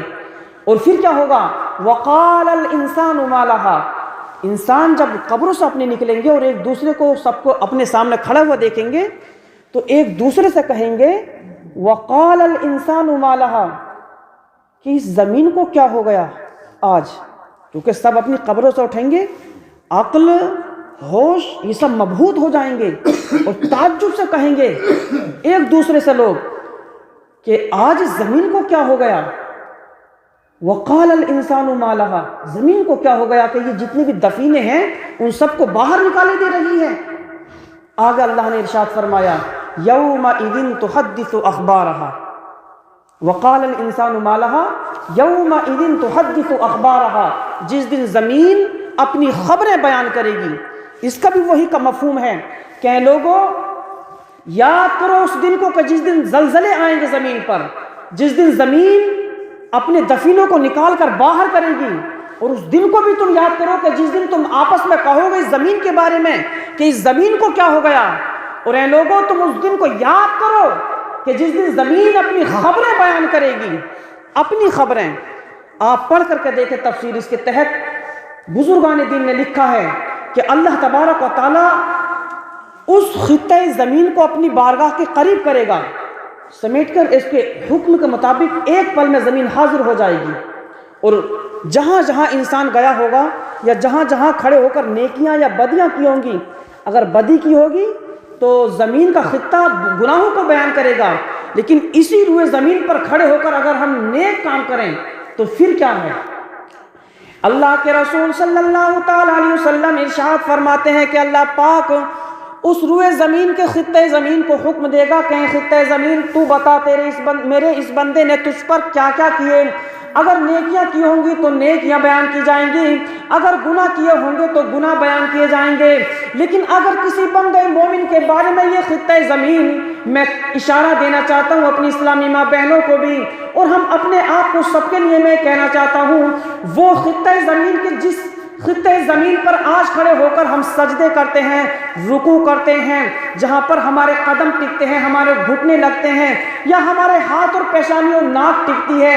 جس خطۂ زمین پر جہاں جہاں ٹکی ہوگی وہ خطۂ زمین اللہ پاک کی بارگاہ میں عریضہ پیش کریں گے کہ اے مالک تیرے اس بندے نے ہم پر کھڑے ہو کر تیری عبادت کے جلوے کیے تھے، ناک کا حصہ بھی عرض کرے گا، پیشانی کا حصہ بھی عرض کرے گا، بہرحال جہاں جہاں ہمارے حصے بدن ٹچ ہوئے ہوں گے اللہ پاک کی بارگاہ میں یہ خطۂ زمین عریضہ پیش کرے گی کہ اے مالک ہم پر کھڑے ہو کر تیرے اس بندے نے عبادت اور ریاضت کے غنچے کھلائے تھے۔ اللہ پاک اس روئے زمین سے ارشاد فرمائے گا کہ روئے زمین تو بتا اگر میرے اس بندے نے تجھ پر کھڑے ہو کر میری عبادت اور ریاضت کے غنچے کھلائے تھے، میں آج اس بندے کو اپنے کیا صلہ دوں؟ تو یہ روئے زمین اللہ پاک کی بارگاہ میں عریضہ پیش کرے گی کہ اے مالک تیرے اس بندے نے ہم پر کھڑے ہو کر نیکی کے کام کیے تھے، بیواؤں کا سہارا بنا، دوسروں کا ملجا و ماوا بنا، کسی کو سہارا دے کر، کسی کی مدد فرما کر، یا کسی طرح سے تیری عبادت اور ریاضت کے جلوے کیے اس نے، تو اے روئے زمین تو بتا اب کیا چاہتی ہے؟ وہ روئے زمین عریضہ پیش کرے گی کہ اے مالک تیرے اس بندے نے جب ہمارے اوپر کھڑے ہو کر تیری نیکیوں کے کام کیے ہیں تو آج ہم چاہتے ہیں کہ تیرے اس بندے کی مغفرت کر دی جائے۔ یہ بخاری شریف کی حدیث پاک کا مفہوم بتاتا ہے۔ اللہ کے رسول صلی اللہ تعالی علیہ وسلم ارشاد فرماتے ہیں جب اللہ پاک کی بارگاہ میں یہ خطۂ زمین ہماری مغفرت طلب کرے گا اور ہماری سفارش طلب کرے گی تو اللہ پاک اس روئے زمین کے خطے کو حاضر کر کے کہے گا کہ اے روئے زمین اگر تو میرے اس بندے کی مغفرت طلب کرتی ہے اور اس کی نیکیوں کی گواہی دیتی ہے تو اے روئے زمین آج میں نے تیری مغفرت طلب کرنے کی وجہ سے اپنے اس بندے کے تمام گناہوں کی مغفرت فرما دی ہے، اور مغفرت اسی طرح سے نہیں، میں آج اس پر اپنے بندے پر یہ انعام کرنا چاہتا ہوں کہ اس کے تمام گناہوں کی مغفرت کرتا ہوں، اور ساتھ ہی ساتھ میں اسے یہ انعام عطا کرتا ہوں کہ تجھ پر کھڑے ہو کر جو عبادت اور ریاضت کے جلوے اس نے اور غنچے اس نے سجائے تھے میں آج ان کے بدلے اسے جنت نعیم عطا فرماتا ہوں۔ یہ روئے زمین کی سفارش ہوگی، جیسے ہی یہ فریاد کرے گی اللہ کی بارگاہ میں تو اللہ تبارک و تعالیٰ روئے زمین کے خطے کی سفارش بھی قبول کرے گا۔ اے لوگو اگر ہم اللہ و رسول کی ان فرامین سے اگر نصیحت حاصل کریں تو یقیناً یہ بہت بڑی باتیں ہیں، اور ویسے تو اللہ کے رسول صلی اللہ علیہ وسلم نے ارشاد فرمایا کہ ان الموت بالواعظ کفا، بے شک نصیحت کے لیے تو موت ہی کافی ہے، اور موت تو دیکھو صاحب والی ہے، اس سے کسی کو چھٹکارا نہیں ہے، یقیناً یہ ایک دن آنی ہے۔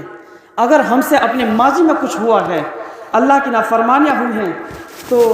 اسی میں ہمارے لیے بھلائی ہے کہ ہم اپنے گزشتہ گناہوں سے توبہ کریں اور توبہ کرنے کے بعد جتنی زندگی بچی ہے اس زندگی کو اللہ کی فرما برداری میں گزارا جائے، کیونکہ کچھ پتہ نہیں یہ زندگی ہماری کب ساتھ چھوڑ جائے۔ اور میں ایک بات اور بتاتا ہوں اکثر جگہ پر، یہ جو ہماری دنیا کی زندگی نا زیادہ تر 60-70 سال، 85 یا 90 سال اگر ہوئی تو بھروسہ تو ایک پل کا نہیں ویسے، لیکن ہم نے ایک دن حساب لگایا، ایک ہمارے ساتھی بھی تھے کہ اگر 60 سال کی زندگی انسان کو مل جائے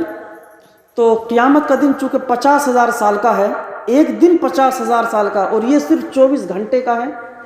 تو اس دن کے مقابلے میں اگر اس دنیا کی 60 سالہ زندگی کو رکھا جائے تو 60 سال کی زندگی بمشکل دنیا کے 2 سیکنڈ کے برابر بیٹھتی ہے، 2 سیکنڈ کے برابر۔ تو بزرگان دین نے اور خاص کر امام شافعی نے اس کو نقطہ نظر کو بیان کیا کہ جب انسان قیامت کے اتنے بڑے دن کو اور اس کی ہولناکیوں کو دیکھے گا تو پھر وہ یہ آرزو کرے گا اللہ کی بارگاہ میں، کاش میں نے دنیا کی اتنی سی مختصر سی زندگی اللہ کی فرما برداری کرتے ہوئے گزار لیتا تو آج اس دن کی سختیوں سے بھی محفوظ ہو جاتا اور اللہ تبارک و تعالیٰ کی نعمتوں سے بہرور ہو جاتا۔ تو یہ زندگی اتنی سی مختصر سی زندگی ہے، گناہ ہے چاہے کیسے بھی کیے، ہم اپنی پچھلی زندگی کو یاد کر کے اپنے اعمال سے آج ہم اگر گناہوں سے توبہ کر لیں تو یقیناً اللہ تبارک و تعالیٰ اپنے بندوں کی توبہ قبول کرنے والا ہے، یقیناً۔ حضرت ٹائم تو زیادہ نہیں ہو رہا، میں اور بولتا ہوں تھوڑا مختصر تھا۔ یہ جو میں نے بات بیان کی کہ اللہ تبارک و تعالیٰ کی بارگاہ میں بندہ اپنے ماضی کے سارے گناہوں کو یاد کر کے اگر سچے دل سے توبہ ہو جائے، تائب ہو جائے، تو یقیناً اللہ تبارک و تعالیٰ بندے کی توبہ قبول فرماتا ہے۔ ان اللہ هو التواب الرحیم، بے شک اللہ تبارک و تعالیٰ وہ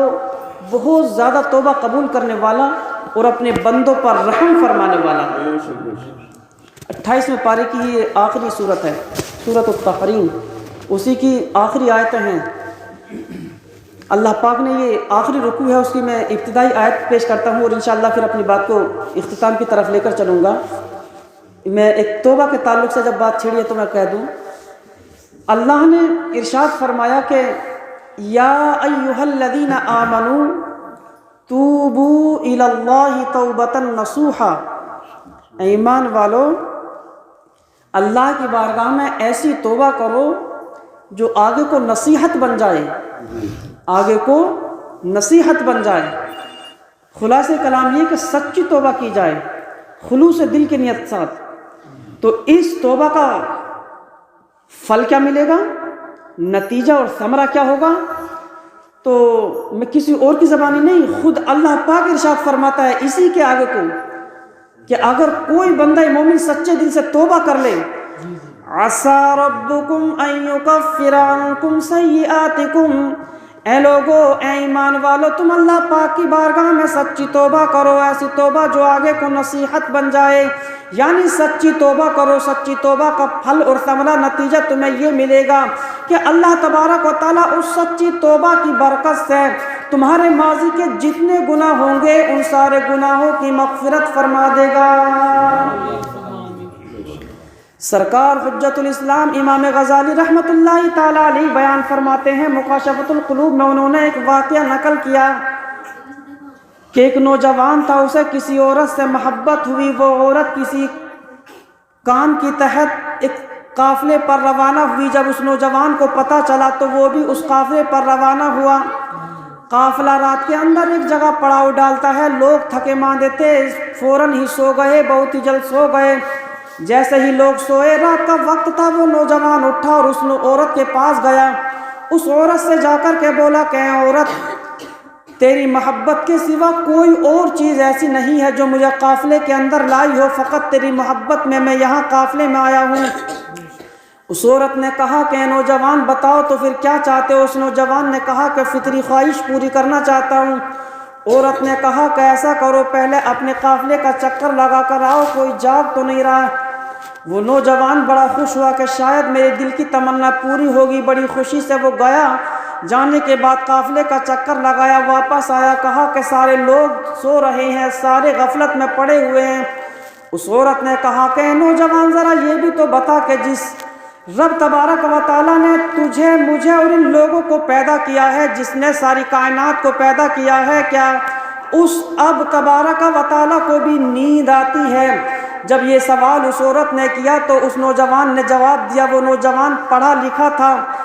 بزرگوں کی صحبت میں بیٹھا ہوا تھا۔ اس نے کہا کہ اے عورت، وہ رب تبارک و تعالیٰ کا جس نے مجھے، تجھے اور ان سارے لوگوں کو اور ساری کائنات کو پیدا کیا ہے، وہ رب تبارک و تعالیٰ اس کے خود کلام ارشاد فرماتا ہے لا تأخذہ سنۃ ولا نوم، کہ اللہ کی ذات کو تو نہ اونگ آتی ہے نہ نیند آتی ہے، وہ ہمیشہ اپنے بندوں کو دیکھ رہا ہے۔ جیسے ہی اس کی زبان سے یہ جملہ نکلا کہ اللہ کو نہ نیند آتی ہے نہ اونگ آتی ہے اور وہ اپنے بندوں کو ہمیشہ دیکھ رہا ہے، عورت نے فوراً پلٹ کر کہا کہ نوجوان تم مجھے یہ بتا کہ ان لوگوں کا دیکھنا زیادہ ضروری اور کافی ہے یا اللہ کا دیکھنا؟ تو اس نوجوان نے کہا کہ اللہ تبارک و تعالیٰ کا دیکھنا ہی کافی ہے۔ جیسے ہی اس نے، عورت نے یہ سوال کیا کہ اللہ کا دیکھنا کافی ہے یا بندوں کا، اس نوجوان کے بدن پر لرزہ بر اندام ہو گیا، بہت ہی زیادہ کپ کپی طاری ہوئی اور اللہ تبارک و تعالیٰ کا خوف اس کے دل پر ایسا طاری ہوا کہ اس نوجوان نے فوراً اللہ تبارک و تعالیٰ کی بارگاہ میں سچے دل سے توبہ کی، اور جو گناہ وہ اس عورت کے ساتھ کرنا چاہتا تھا وہ اس نے اس سے بھی توبہ کی۔ توبہ کرنے کے بعد وہ فوراً اپنے گھر واپس آیا۔ آنے کے بعد کچھ دنوں بعد اس کی کیا ہے، اس کی موت ہو جاتی ہے۔ کسی نے اس کو خواب میں دیکھ کر پوچھا کہ نوجوان بتاؤ تمہارے ساتھ کیا معاملہ ہوا؟ یہ سرکار حجت الاسلام امام غزالی نے اس واقعے کو نقل کیا، کسی چھوٹے آدمی نے بھی نہیں کہا۔ وہ لکھتے ہیں کہ جیسے ہی خواب میں دیکھا اور پوچھا کہ نوجوان بتاؤ تم نے کیسا معاملہ تمہارے ساتھ کیا گیا؟ تو اس نوجوان نے ارشاد فرمایا کہ صاحب میں نے اللہ کے خوف سے سچے دل سے خلوص نیت کے ساتھ میں نے اللہ تبارک و تعالیٰ کے خوف سے ایک دن ایک گناہ کو چھوڑا تھا، اور گناہ کو چھوڑنے کے بعد میں نے سچے دل سے اللہ کی بارگاہ میں توبہ کی تھی۔ اللہ پاک نے مجھے سچی توبہ کا صلہ یہ عطا کیا کہ میرے ماضی کے جتنے بھی گناہ تھے اللہ پاک نے میرے سارے گناہوں کی مغفرت عطا فرما دی ہے، اور اس توبہ کے بدلے مجھے جنت نعیم عطا فرما دی ہے۔ سچی توبہ کا یہ اللہ پاک ارشاد فرماتا ہے یا ایھا الذین آمنوا توبوا الی اللہ توبۃ نصوحا، اے ایمان والو اللہ کی بارگاہ میں سچی توبہ کرو جو نصیحت بنے آگے کو تمہارے لیے۔ ایسی توبہ کہ اگر فرض کیا جائے کہ کسی جانور کے تھنوں سے دودھ نکالنے کے بعد اگر ان تھنوں میں اس دودھ کو واپس ڈالا جائے تو نہیں جا سکتا، جس طرح سے نکلا ہوا دودھ اگر واپس نہیں کیا جا سکتا، تو ایسے ہی توبہ کرنے کے بعد جن گناہوں سے توبہ کی ہے بندہ اگر ان گناہوں کی طرف کبھی نہ پلٹے تو چاہے اس کے گناہ کتنے ہی ہوں، حدیث پاک کے اندر آتا ہے التائب من الذنب کمن لا ذنب له، کہ جب کوئی توبہ کرنے والا سچے دل سے توبہ کرتا ہے اور اس کے گناہ اگرچہ سمندر کے جھاگ کے برابر بھی ہوتے ہیں تو اللہ پاک اپنی رحمت سے ان سب کی مغفرت کر دیتا ہے۔ یا ایھا الذین آمنوا توبوا الی اللہ توبۃ نصوحا، اے ایمان والو اللہ کی بارگاہ میں سچی توبہ کرو جو نصیحت بن جائے آگے کو۔ عسیٰ ربکم ان یکفر عنکم سیئاتکم،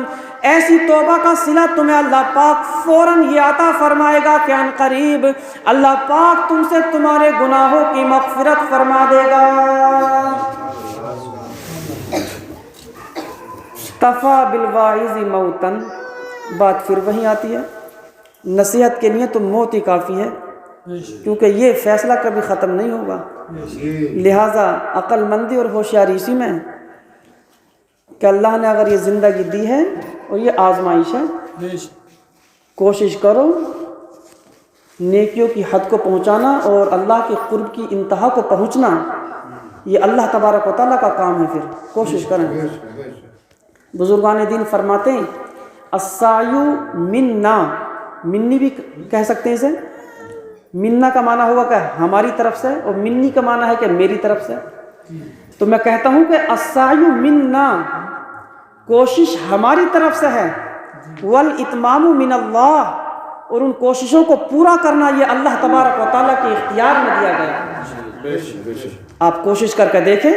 نیکیوں کی طرف یا کسی بھی کام کی طرف، ہم نے تو خوب آزمایا ہے کہ اللہ تبارک و تعالیٰ اس منزل تک پہنچا ہی دیتا ہے جب بندے کی نیت خلوص کے ساتھ ہوتی ہے تو کوشش کریں۔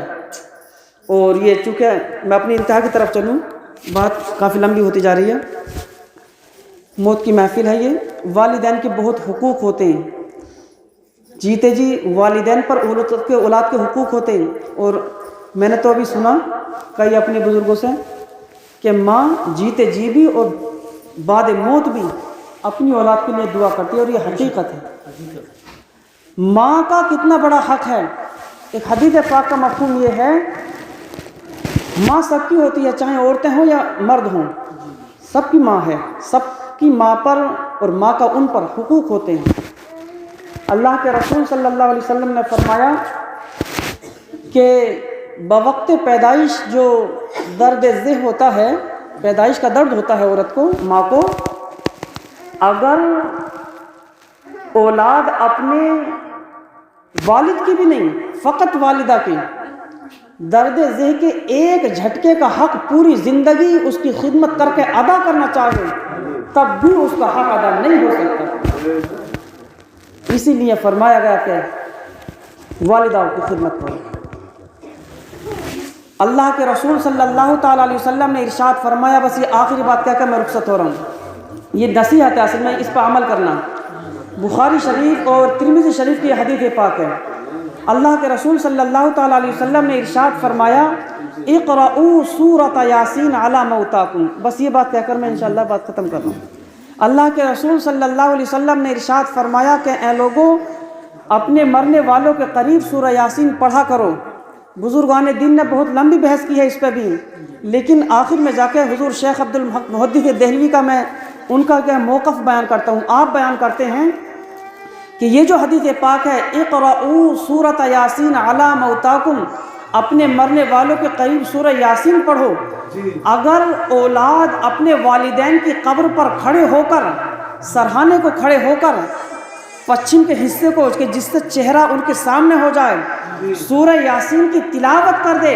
اور سورہ یاسین کی تلاوت کرنے کے بعد وہ اپنی والدہ یا والد یا دونوں کے لیے دعائے مغفرت کریں، تو آپ بیان فرماتے ہیں کہ جیسے ہی کسی کی اولاد اس کی قبر پر کھڑے ہو کر اس کے لیے دعائیں مغفرت کرتی ہے، اللہ پاک پہلے اولاد کی مغفرت کرتا ہے، پھر اس کے والدین کی مغفرت عطا فرما دیتا ہے۔ تو اتنا ضرور کریں کہ اپنے آبا و اجداد کی قبروں پر کھڑے ہو کر سورہ یاسین کی تلاوت کریں اور انہیں یاد رکھیں۔